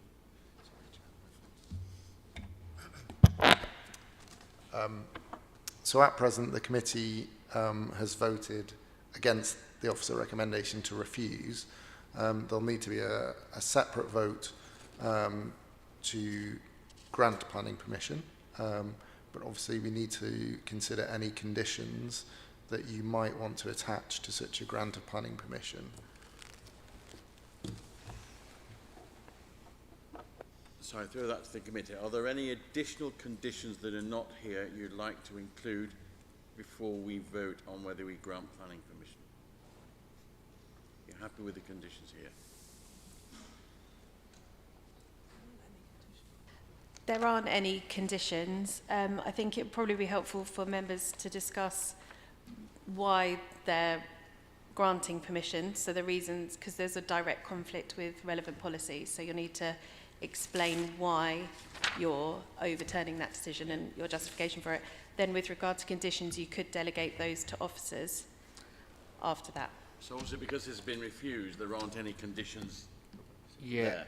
So if we are saying we're granting it, do we want to add any conditions that would need to be relevant to this? Or are we happy, as the officers have said, to leave it to the officers to put in the conditions they would normally put in to a granted application, or an application you're recommending to grant? I think delegating the conditions to officers is you know, you're able to do that if you're happy to. So you're going to propose that we delegate the inclusion of conditions to the officers? Could I just, before, we're talking about normal conditions because it's a historic building, though, so the materials used and that type of thing. There's nothing unusual that you... Yeah, off the top of my head, it would be time limit, plans, materials. Yep. Would probably speak to the conservation officer about securing those benefits that were mentioned. Yes. And I think we probably need just a word from the committee as to, you know, what that benefit is because of the policy conflict. Wait, CL5, the living conditions is a benefit, because that's enhancing the families. Oh, so the wait to the it being a family home. Yes. Yeah. Okay. We can. I mean, we can detail out the policies. Would that fall in CL5? Benefit to? Is that living condition? Is that what? CL5 is relating to living conditions and sort of sunlight, sense of enclosure and so on. So it would be more the CH section of the policies relating to housing. So that's helpful, though, for officers, that it's the greater weight is being attached to the creation of a family home. That's really helpful. And so we can then go on to secure the kind of benefits as well through those conditions. So I need a vote on that, don't I? So can we have a vote on delegating the conditions to the officers? Those in favour? Anybody against? Abstentions? Okay.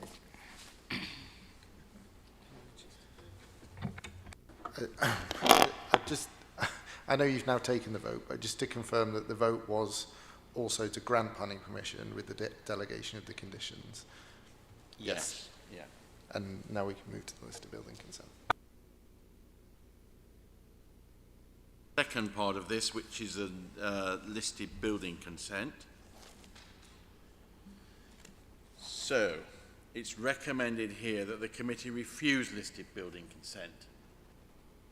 So those in favour of that recommendation, please raise their hands. Councillor Benton. Those against that recommendation, please raise their hand.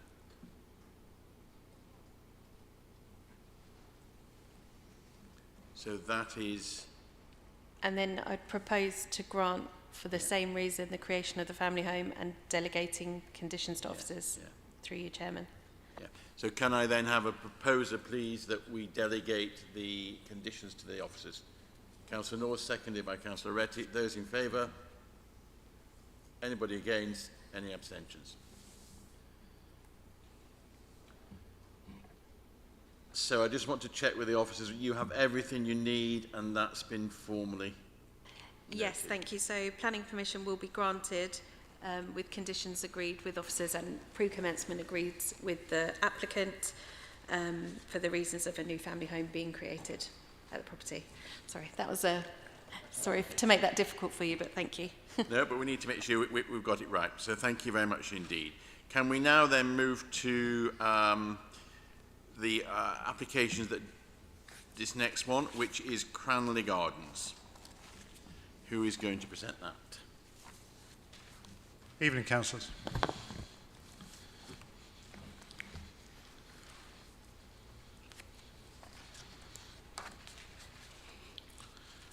The application is for a half-width single-storey rear extension at low ground floor level. The site is a 7-storey terrace building in the Thurlow and Smith's charity conservation area. The proposal is small in scale and subservient to its host.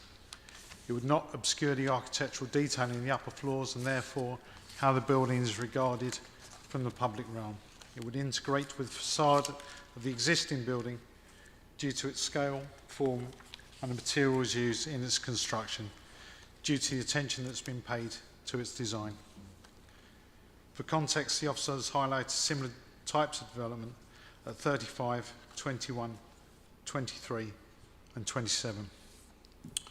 In terms of its impact on nearby listed buildings, due to its size, scale, location and form, in tandem with its proximity to those nearby listed buildings, and the fact that, for all intents and purposes, it will be hidden behind the boundary wall, it would not impact on their heritage significance.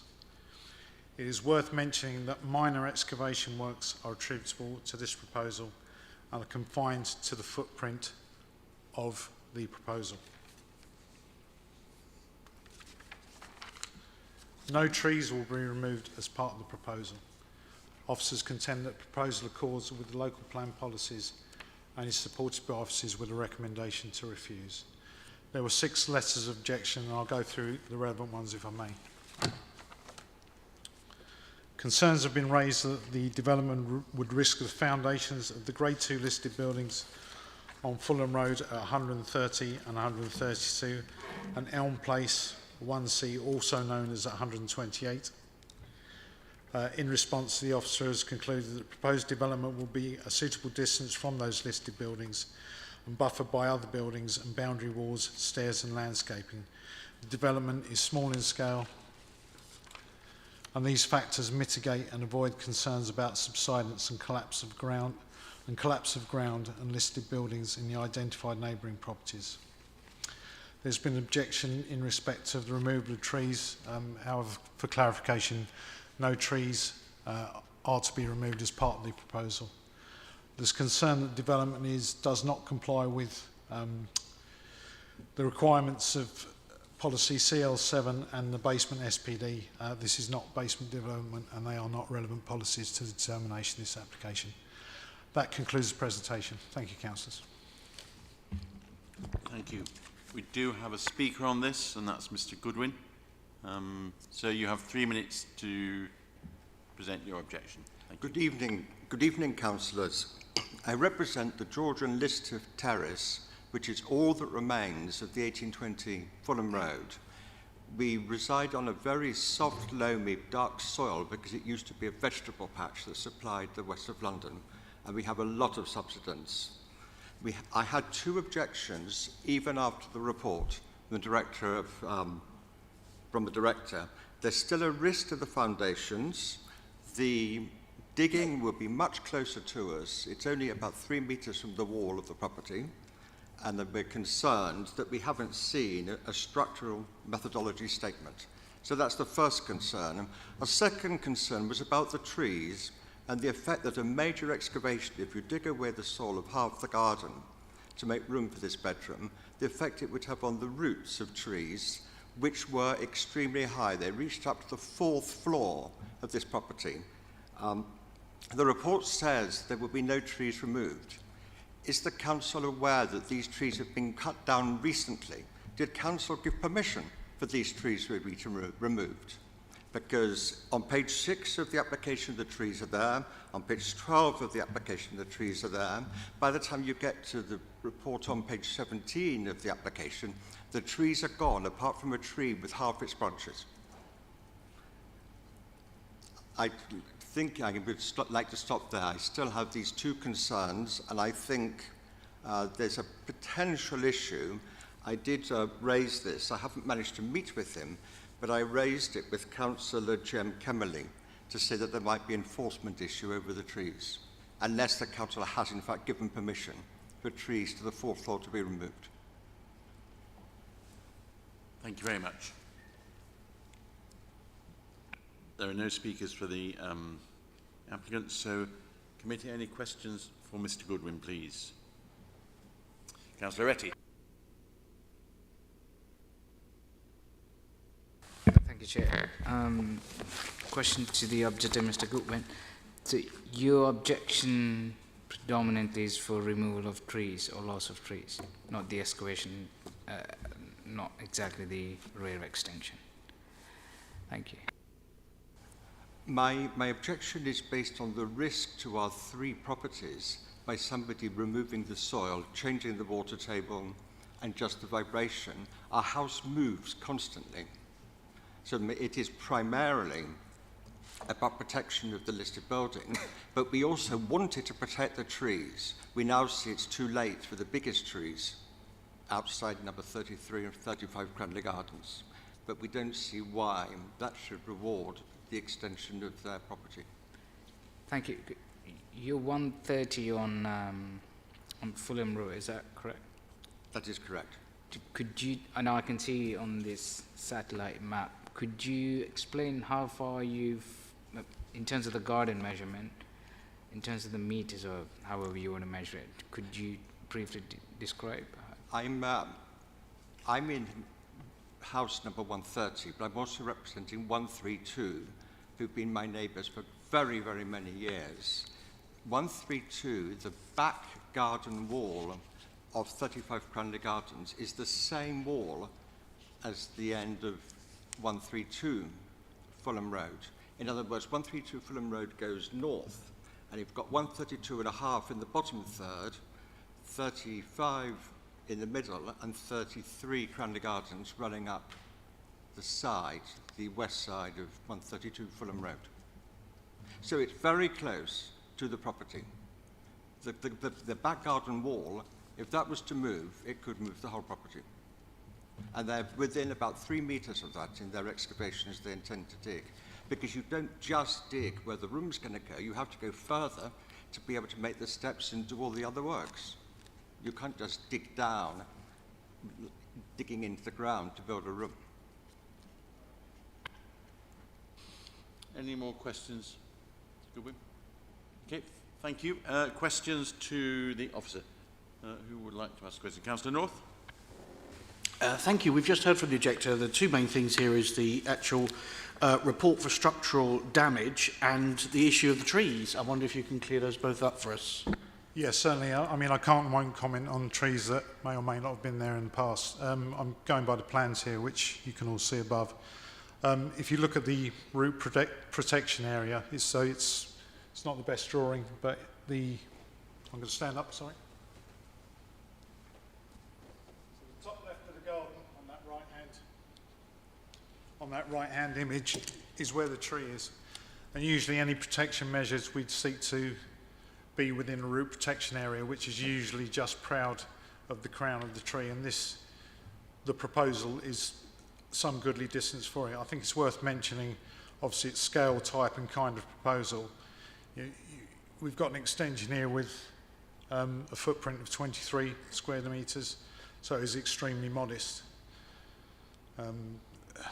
In terms of the subsidence issue, respectfully, I think we're kind of going into the realms of building control type issues here, because subsidence, whilst building control doesn't apply to listed buildings in all respects, it does in terms of subsidence.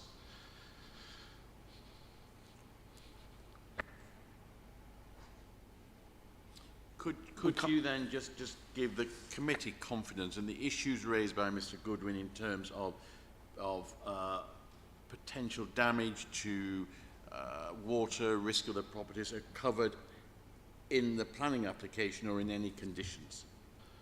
I'll say it isn't, because everyone has a duty to comply with all legislative regimes, not just the planning regime. My point is, and it's within your gift to do so, you might seek to put in a suitably worded condition about seeing structural engineering plans and things like that.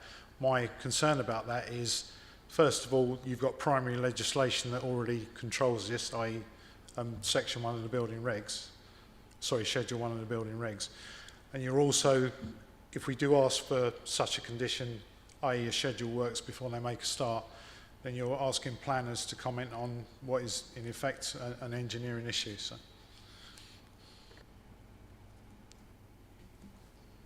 Any other questions? Go. Sorry, just to follow up one on the trees, there seems to be some confusion here. Is it possible for officers to investigate the claim that the trees have been removed and, if necessary, enforce it? Because it is in a conservation area, and if they didn't have TPOs on them, they should be protected by the Conservation Act. That's obviously a major concern. Certainly. If there's specimens of certain size, then yes, they are, yes, it can and will be investigated. So. Thank you. Chairman, just, some information that may be of use. That we have, in 2021, permission was granted for the felling of 3 sycamore trees in the rear garden. I don't know if they're the trees that are referred to by the objector, but clearly from photographic evidence those trees aren't there now, and consent was granted for the felling in 2021. We can double check that, can't we? Yep, thank you. We then need to move to a vote. So it is recommended a committee grant planning permission with the conditions listed in section 8 of this report. None of those need to be more planning conditions about checking on the trees. That's just something that will happen, is it? Yes. Yeah, okay. So we stick with this, recommended grant planning permission with the conditions listed in section 8 of this report. Those in favour? Those against? Any abstentions? That is granted. Thank you very much. We now move on to St Luke's Mews. That's me again, Chairman. Thank you. Thank you. So planning permission is sought on 3 St Luke's Mews for some railings that have been already installed around some existing planters. So a means of enclosure around the main roof. So just turning to the site plan to give you some context of where the property sits. And this aerial image I think is really helpful. So as you can see on the existing roof of the property, which is here, there were previously existing, as shown in this image, freestanding planters on the roof that didn't require planning permission. But since then, railings have been attached around the perimeter. This photo just gives you some context of St Luke's Mews and the kind of additions at roof level that currently exist. And this was it says existing roof plan, but it's actually the pre-existing roof plan, because this is before you this evening, to be retained, and the proposed. So those 2 images are shown there. And again, in elevation terms, the pre-existing and the existing proposed arrangement that you are considering this evening. So there were some freestanding planters, and now there are railings fixed within the planters, creating a formal means of enclosure around that roof. For the reasons explained in the report, officers are recommending approval, and that concludes my presentation. Thank you, Chairman. Okay. You're going to come up with another... Yes, apologies, Chairman. There's another application on the agenda for a certificate of lawful development that I'll do a separate presentation on. I think they should be probably considered separately so that you can, the certificate of lawfulness is an application not for planning permission, but to confirm that something doesn't require permission. So I can deal with that one separately. The application before you now is just for the fixed railings around the roof. If you want me to explain both and you think that would be helpful for context, I can do. I think actually that will be helpful to explain them both, and then we'll give you the requisite time certain for your objection. Because these two do follow, don't they? Okay, I'm going to... so that's the planning application, so we'll park that for now. There's also a certificate of lawful development. Now, a certificate application is not an application for planning permission. It's an application to confirm that planning permission isn't required. So people don't need to apply for one, but often do just for their own records and to be assured of that. An application has been put in to confirm permission isn't required for the use of that roof as a terrace. And this is kind of twofold, because the application we are saying doesn't require planning permission for 2 reasons. So the mansard roof that's existing on that property, shown here, doesn't have a restrictive condition saying that the roof can't be used as a terrace. Oh, sorry. So there is a mansard roof has been constructed on that Muse building over the passage of time, and there's no restrictive condition relating to the roof of that. So the use of it for residential purposes and access onto it, planning permission is not required. Not only that, freestanding planters have been put around that property, we believe in excess of 10 years ago, that creates a kind of temporary means of enclosure. It wouldn't necessarily meet building regulations, but it's facilitated the use of that space as a terrace. So you have kind of two issues. The certificate of lawful development, so not an application for planning permission, purely confirming permission isn't required, and then an application for railings to go around those existing freestanding planters to make a fixed permanent structure around it, which would make it comply with building regulations, and you could use that freely continue to use that freely and safely as a terrace. So two decisions for members to consider tonight: the one that does need planning permission, the PP for the railings, and one that doesn't, which is the continued use. So that concludes my presentation, but I'm sure you may have questions about that one. Thank you.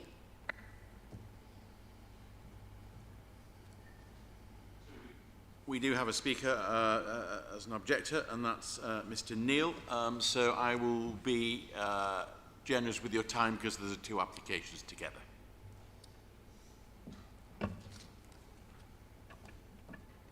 There we go. Thank you, Mr. Chairman. And I'll obviously observe the time limits as fast as I can. Firstly, while I know the old adage about 3 minutes being not really enough to hard-boil an egg applies, I would therefore urge councillors to read some of the documentation, particularly those letters from Mr. Colley, who is an absolute veteran of local planning processes, but who can't be with us tonight because of illness, and from Mrs. Calcoven and her husband, who are in fact here tonight.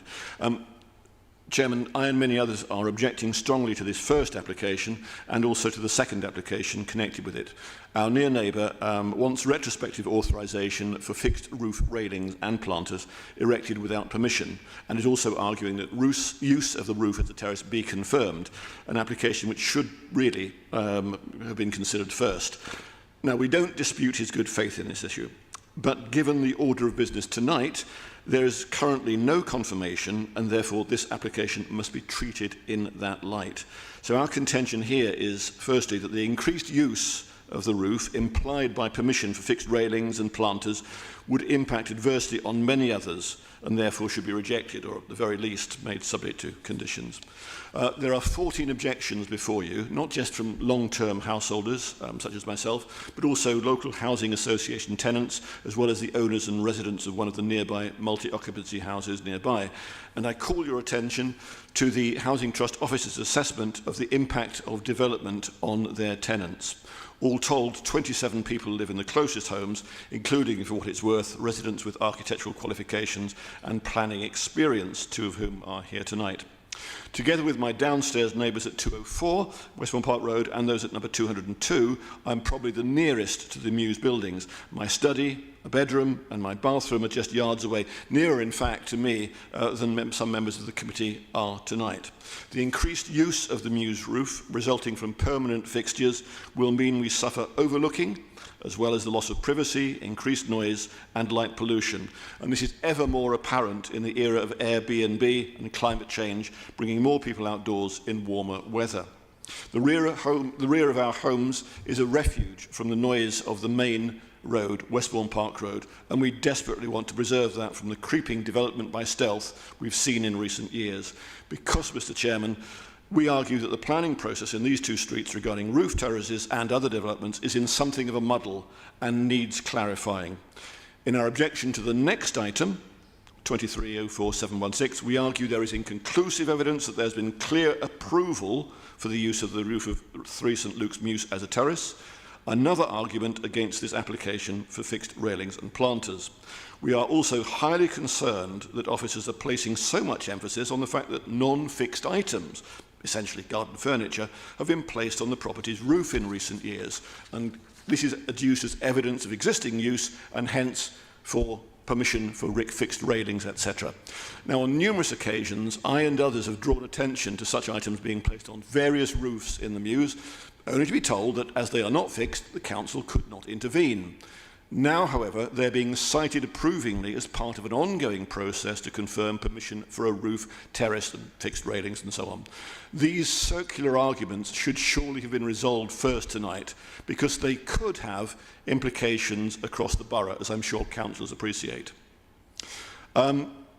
It also flies in the face of nearly 30 years of consistent council policy. I again draw your attention to letters from Mr. Colley and Mrs. Calcoven.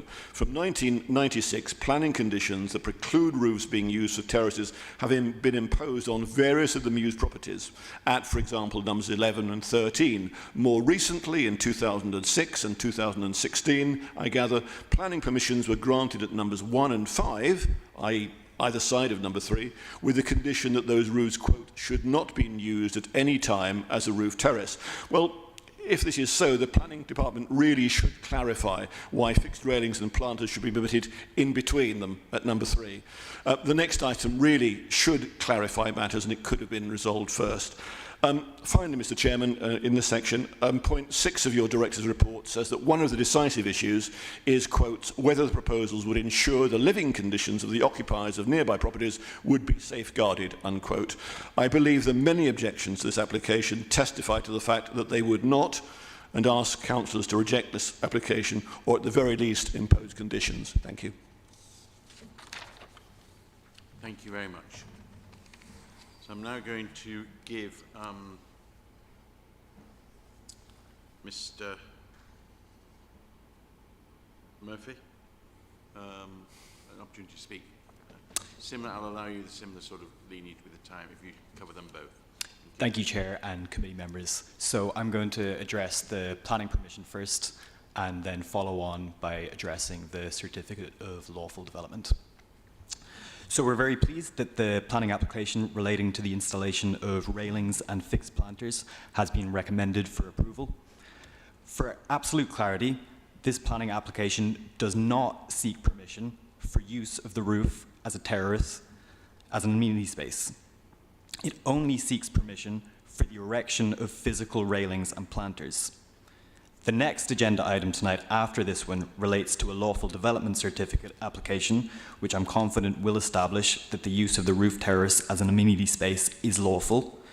But the application that we're discussing now is solely related to the railings and fixed planters. Historically, there have been non-fixed planters around the perimeter of the roof for at least 12 years. But because they weren't fixed to the roof, they did not constitute development and so did not need planning permission. The Council has confirmed this to be the case in a letter dated the 16th of December 2011, which was submitted as part of the planning application pack. The presence of these planters is a well-established feature of the Colville Conservation Area, and indeed has been for at least 20 years. The application site, 3 St Luke's Mews, sits in harmony with other properties, namely number 7, number 11, number 13, and number 29 St Luke Mews, that all have similar planting on their roofs.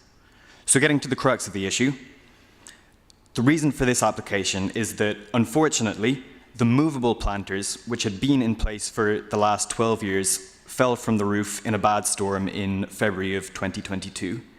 There's photos of that shown in the officer's report.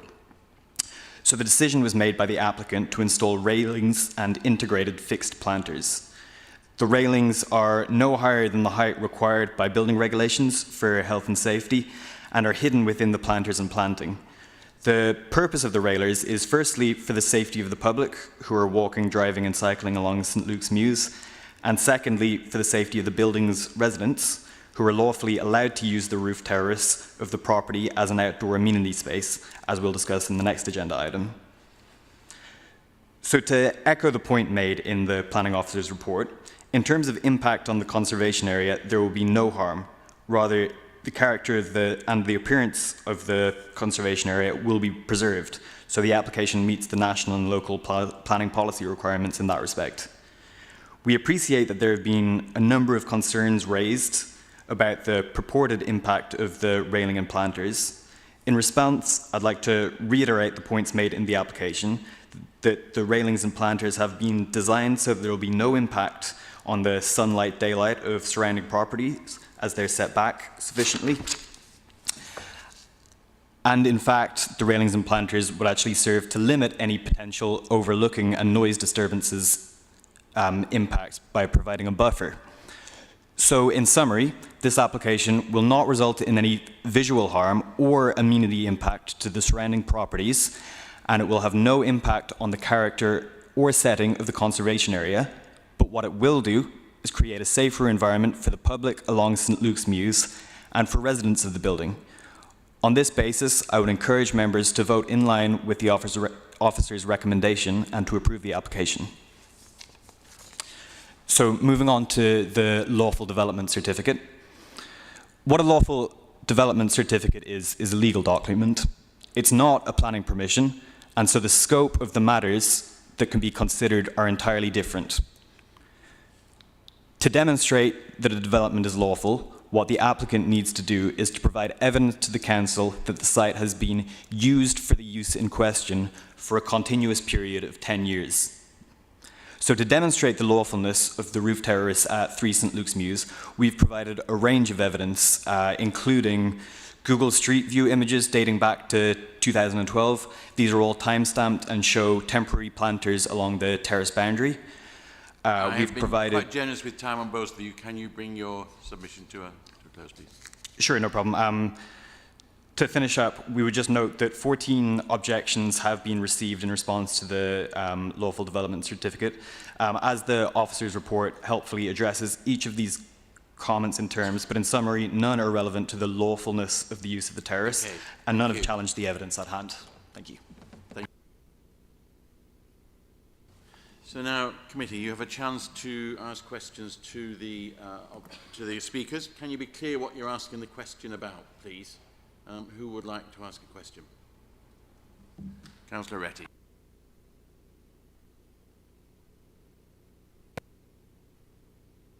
It's on the item 1 to 6 about the lawful usage of the terrace, rooftop. I understand you said you've provided evidence using Google Street Map, etc. But historically, when the roof was being used, is that based on the planning permission granted in 1981? No, it's not based on a planning permission granted in 1981. The roof has been used because there has been no restrictions put on the use in any planning applications over the years.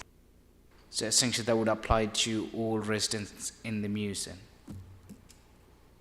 You might not be able to answer, but I can get clarification from the officers. But there may be restrictions on other applications on other properties in the Mews. I can't comment on that.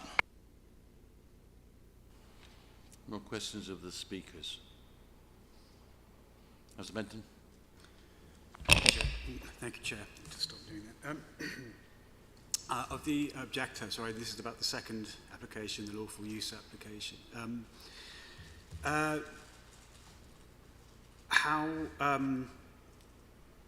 What's changing?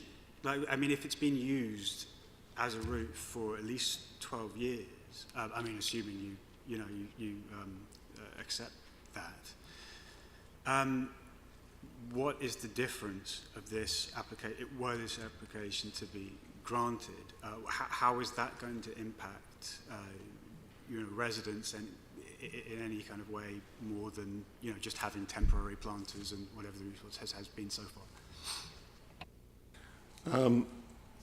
Through you, Mr. Chairman, it will impact us in a significant way, and I largely confine my previous remarks, Mr. Chairman, to the first of these two items, but I would have made the point that the history, which you see in your director's report, makes it clear, in our opinion, that there hasn't been conclusive granting of permission to use this roof as a roof terrace. It was originally refused, dating as far back as July 1973. Subsequently, in August 83, permission was granted for a roof extension and elevation alterations, but not for a roof terrace.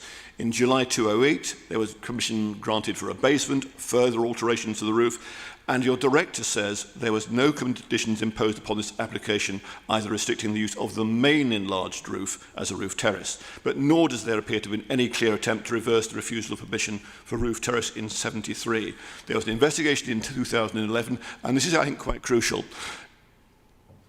Your director's report employs a rather odd double negative here, saying, and I quote, "It is incorrect to say that there were no conditions restricting the roof from being used as a terrace." I'll repeat, it is incorrect to say that there were no conditions restricting the roof from being used as a terrace. Well, the double negative actually implies that surely there were conditions, and that those were actually the refusal of permission in 73. Now, you can produce Google. We're not denying that this application is made in good faith. There's no attempt to hoodwink the council. But really, it seems to us that the application and the application for fixing further confirms the use of this area as a roof terrace with all the subsequent impacts on locals. In other words, to use a phrase, build it and they will come. The more you effectively create a fixed roof terrace, the more it will be used, not just by the current resident, but anyone in the future. And that has implications, environmental implications. This is why we are saying that there is a muddle here which needs to be addressed by the council and other interested parties, because it will affect us going forward. Of that we have no doubt. Zaretti? Thank you. In addition to Councillor Benton's question, sorry, this is to the objector, Mr. Neil. Did you come across that the roof terrace has been used as a rooftop just because of this application, or did you come across by any of the residents complaining that this has been used, and did you complain? We have complained and gone to the council for advice and help. When I say we, I mean I'm aware that my neighbours and others have done so, whether in concert or as individuals, over the last nearly 2 decades. And what we see is a kind of creeping development of the street. You notice from the remarks that at one end of the east end of St Luke's Terrace, there are relatively few of these roof terraces. That's partly because people have objected and the council has imposed restrictions, particularly either side of number 3 St Luke's Terrace.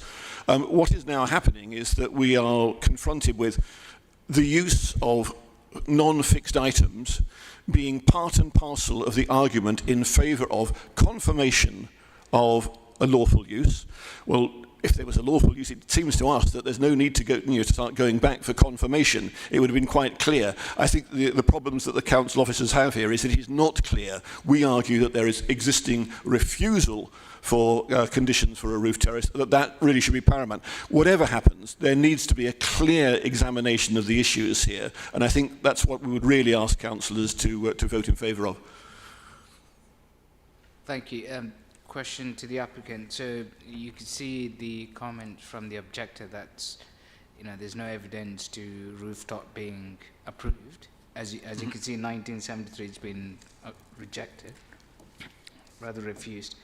On evidence apart from the Google Street and no restrictions on roof terrace as being part of the dwelling, could you probably elaborate more on how that you came to a conclusion that it's lawful to use? Thank you.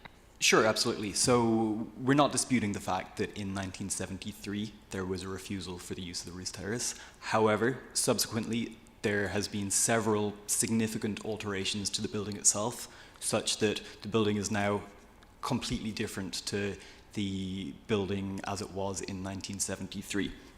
I'd like to draw your attention to the letter received from the council on the 16th of December 2011, which states, and I'll quote directly from it, there are no restrictions imposed on the property restricting the roof from being used as a terrace. Now, to speak to the pieces of evidence that we've provided to demonstrate that it's been in use as a terrace for more than 10 years, as well as Google Street View and Earth aerial images, we've provided 2 statutory declarations, one from a neighbour and one from a tenant, both confirming the use of the roof as an amenity space.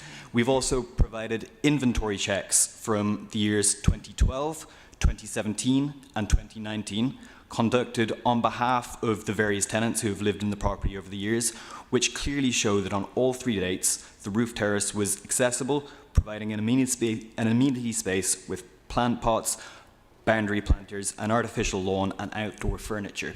So there's several pieces of evidence which clearly demonstrate that it has been in use for the past 10 years plus as a terrace.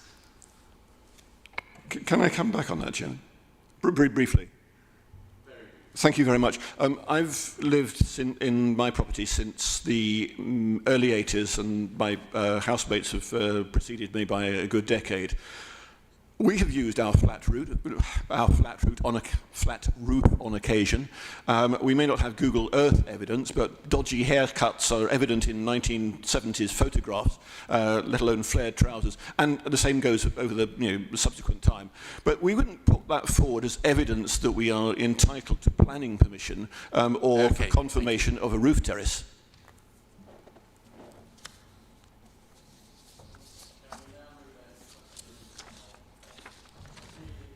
Questions from officers. Clearly, this is a complex issue. Who would like to ask questions of the officers, please? Councillor Lloyd North. So we need some guidance here. I'm confused.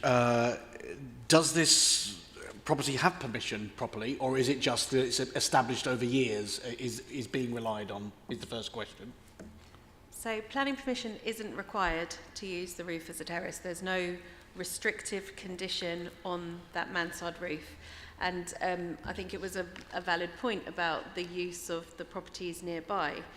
They don't need necessarily, unless there's a restrictive condition, to use the top of their closet wings as a terrace. So it's a residential use, there's no change of use, so they can put out seating and planters and get out onto flat roofs without planning permission being required. And that's what we've concluded in the certificate application. Further, it's been there for a very, very long period of time. So even in the event that it was considered permission was required after a period of 4 years as a residential property, it wouldn't need planning permission by virtue of its age. So the use as a terrace is well established and doesn't require permission. There's no contrary evidence, in my opinion, relating to that. We have a letter correctly dated from December 2011 in your pack from the then planning enforcement team leader that investigated this issue back in 2011 and confirmed that planning permission was not required for that use. What does need planning permission are the railings around it. So until this date, they've always had these kind of temporary planters dotted around that provides a helpful means of enclosure for them to use that roof terrace, and they have done so successfully. But now before us is a permanent fixed solution that needs planning permission. So the use, we couldn't stop, we couldn't serve a notice relating to that now, but what we can consider is the impact of those railings going around it. So are you saying that anybody could do the same? They could use there as a roof terrace, they don't need planning permission to do it, they could just go up there and put the tables and chairs out and umbrellas, and then things could fall off the roof onto the below. I mean, unless there's a condition, so quite often members will see applications for new rear extensions and things where we say the use cannot be as a roof terrace, and then we have control over that new space. But on existing roofs of any kind original to the property, the actual use doesn't need permission, but often people can't and won't use them because it's unsafe to do so. And just from the slide that you put up there, I noticed some of the other roofs had a lot of greenery on them. So do we draw from that other roof terraces have got them and they are without permission or with permission, or doesn't it matter? Yeah, I think that's really helpful. There's a variety of them. in different forms along St Luke's. And I think my understanding is some have fixed planters, some don't.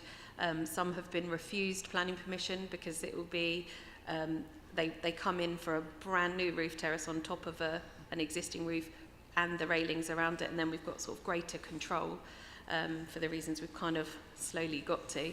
But for example, if these properties, you know, at the top came out onto that closet roof and were standing there using it as a mini terrace, that doesn't need permission. What needs permission would be the door that accesses onto it and the railings that they would need around it to use it safely. Thank So you. I'm confident planning permission isn't required for the use, but planning permission is needed for those fixed railings they've put up. Councillor Retty. Thanks, Chairman. And quickly, do you have any idea about any other homes in that Mews have roof terrace in the record? Yeah, so on that aerial image, I can put it back up there. They are scattered around the Mews. There are lots of other mansard roofs being used as terraces.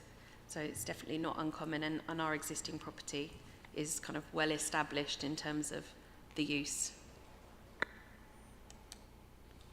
So I'm now... Thank you, Chair.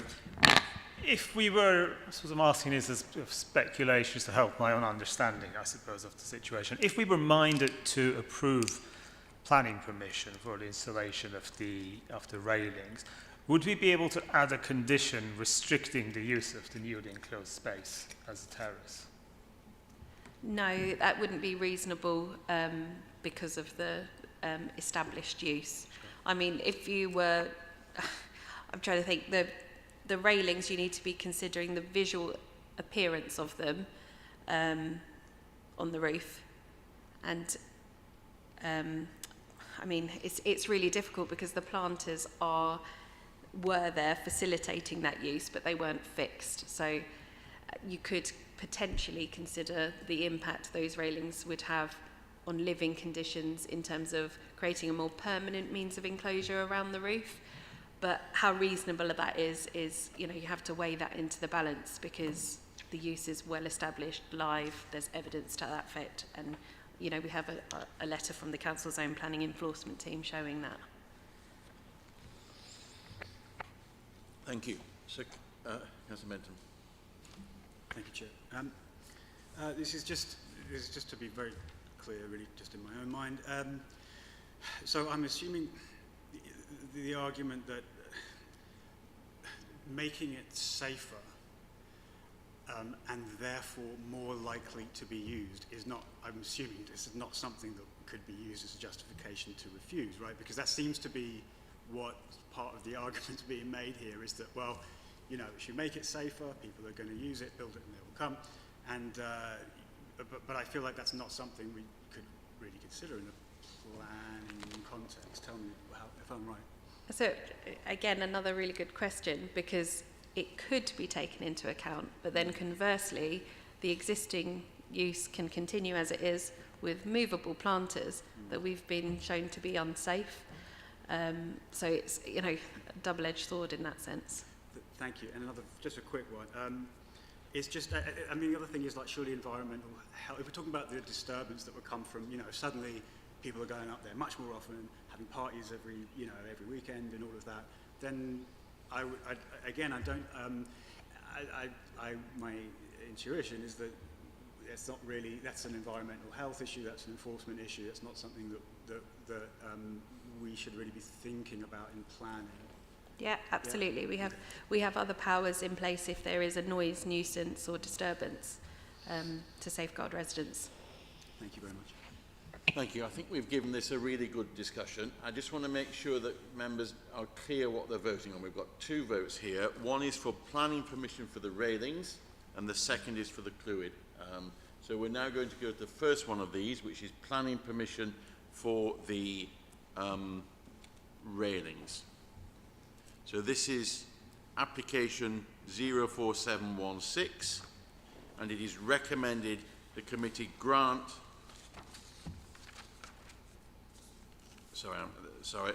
Correction.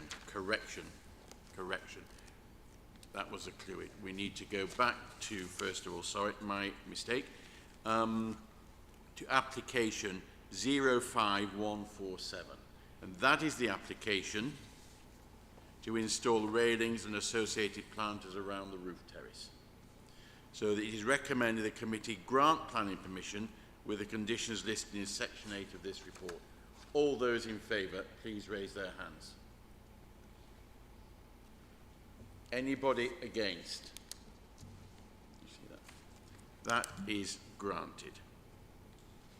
So we now move to the second application here, which is application 04716, which is the confirmation that the use of the roof of a terrace, and it's a certificate of lawful existing use. It is recommended the committee grant the certificate application for the reasons given in section 9 of this report. All those in favour of granting, please raise your hand. Anybody against, please raise their hand. And any abstentions. That is granted.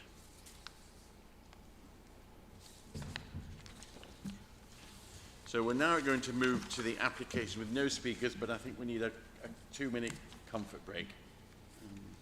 Oh.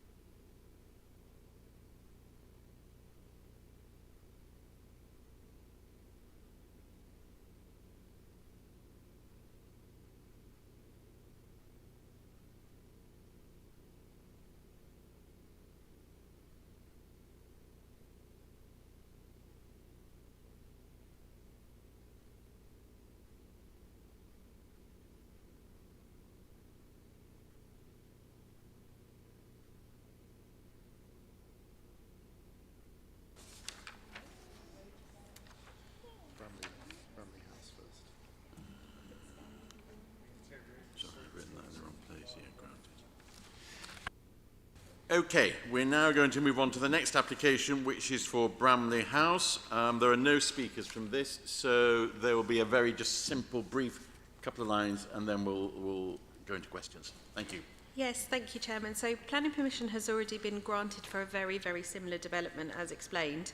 We've now got a slight decrease in the green roof area, and that's detailed in the report. They're going from 462 square metres down to 347 square metres, and that's come about as part of the design stage. The reason this is before you is because it's a council-owned site, and officers are recommending approval again. Thank you. Do any officers have, does any committee members have questions of the officers?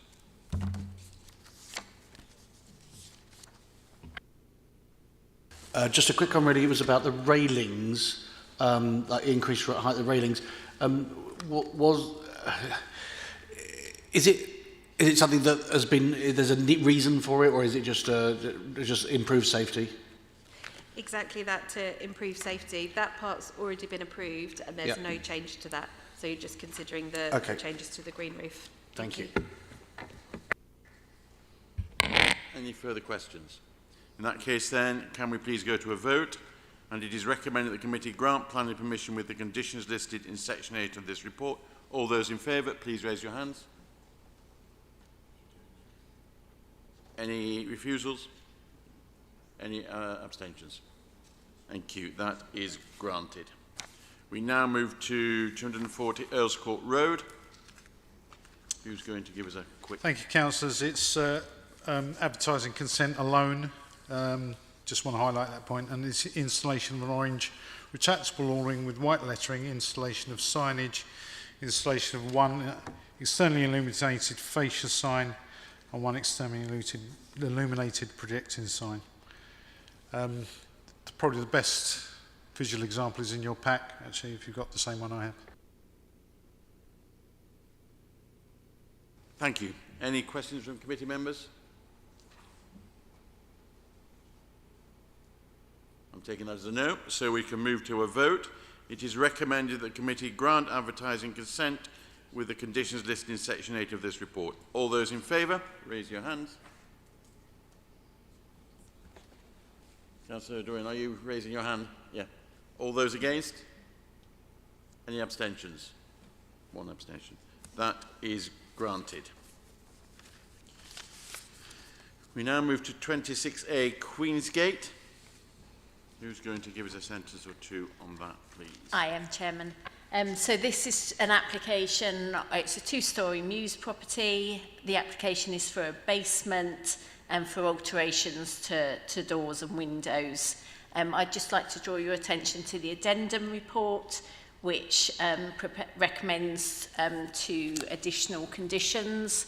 And also, it has also come to officers' attention that there are some railings shown on the existing and proposed drawings that do not form part of the proposal and in fact are not existing. So I would therefore also like to recommend an additional condition just stating that the railings to the south-facing first floor level glazed doors and the projecting balcony to the western face and first floor level doors are not hereby approved under this permission. Just to make it clear that those do not form part of the approval. Any questions for the officers, please? So do you need a formal motion on that? A formal, you're just going to include that in that additional condition? Yeah, okay. You just take a vote on the recommendation with the additional condition. Yeah. So we just take a vote on the recommendation with the additional conditions, and the recommendation is to grant planning permission with the conditions listed in section 8 of this report on the additional conditions. All those in favour, please raise your hands. Unanimous. Anybody against? Any abstentions? Thank you very much. So we now move to 24 Kelfield Gardens. Who's going to that's also me, Chairman. Yes, this is a house on the northern side of Kelfield Gardens. The proposal is for a basement. It's a policy compliant basement and also rear extension and a dormer extension. I have no further comments to add, but obviously if you have any questions, do ask. Thank you. Any questions to the officers on this one? In which case then we shall move to a vote. It is recommended that the committee grant planning permission with the conditions listed in section 8 of this report. All those in favour, please raise their hands. All those against, please raise their hand. Any abstentions? That is granted. That concludes the applications for this evening and concludes our meeting. I'd like to thank all the speakers and the officers for all their hard work, and that is the end of our meeting. Thank you.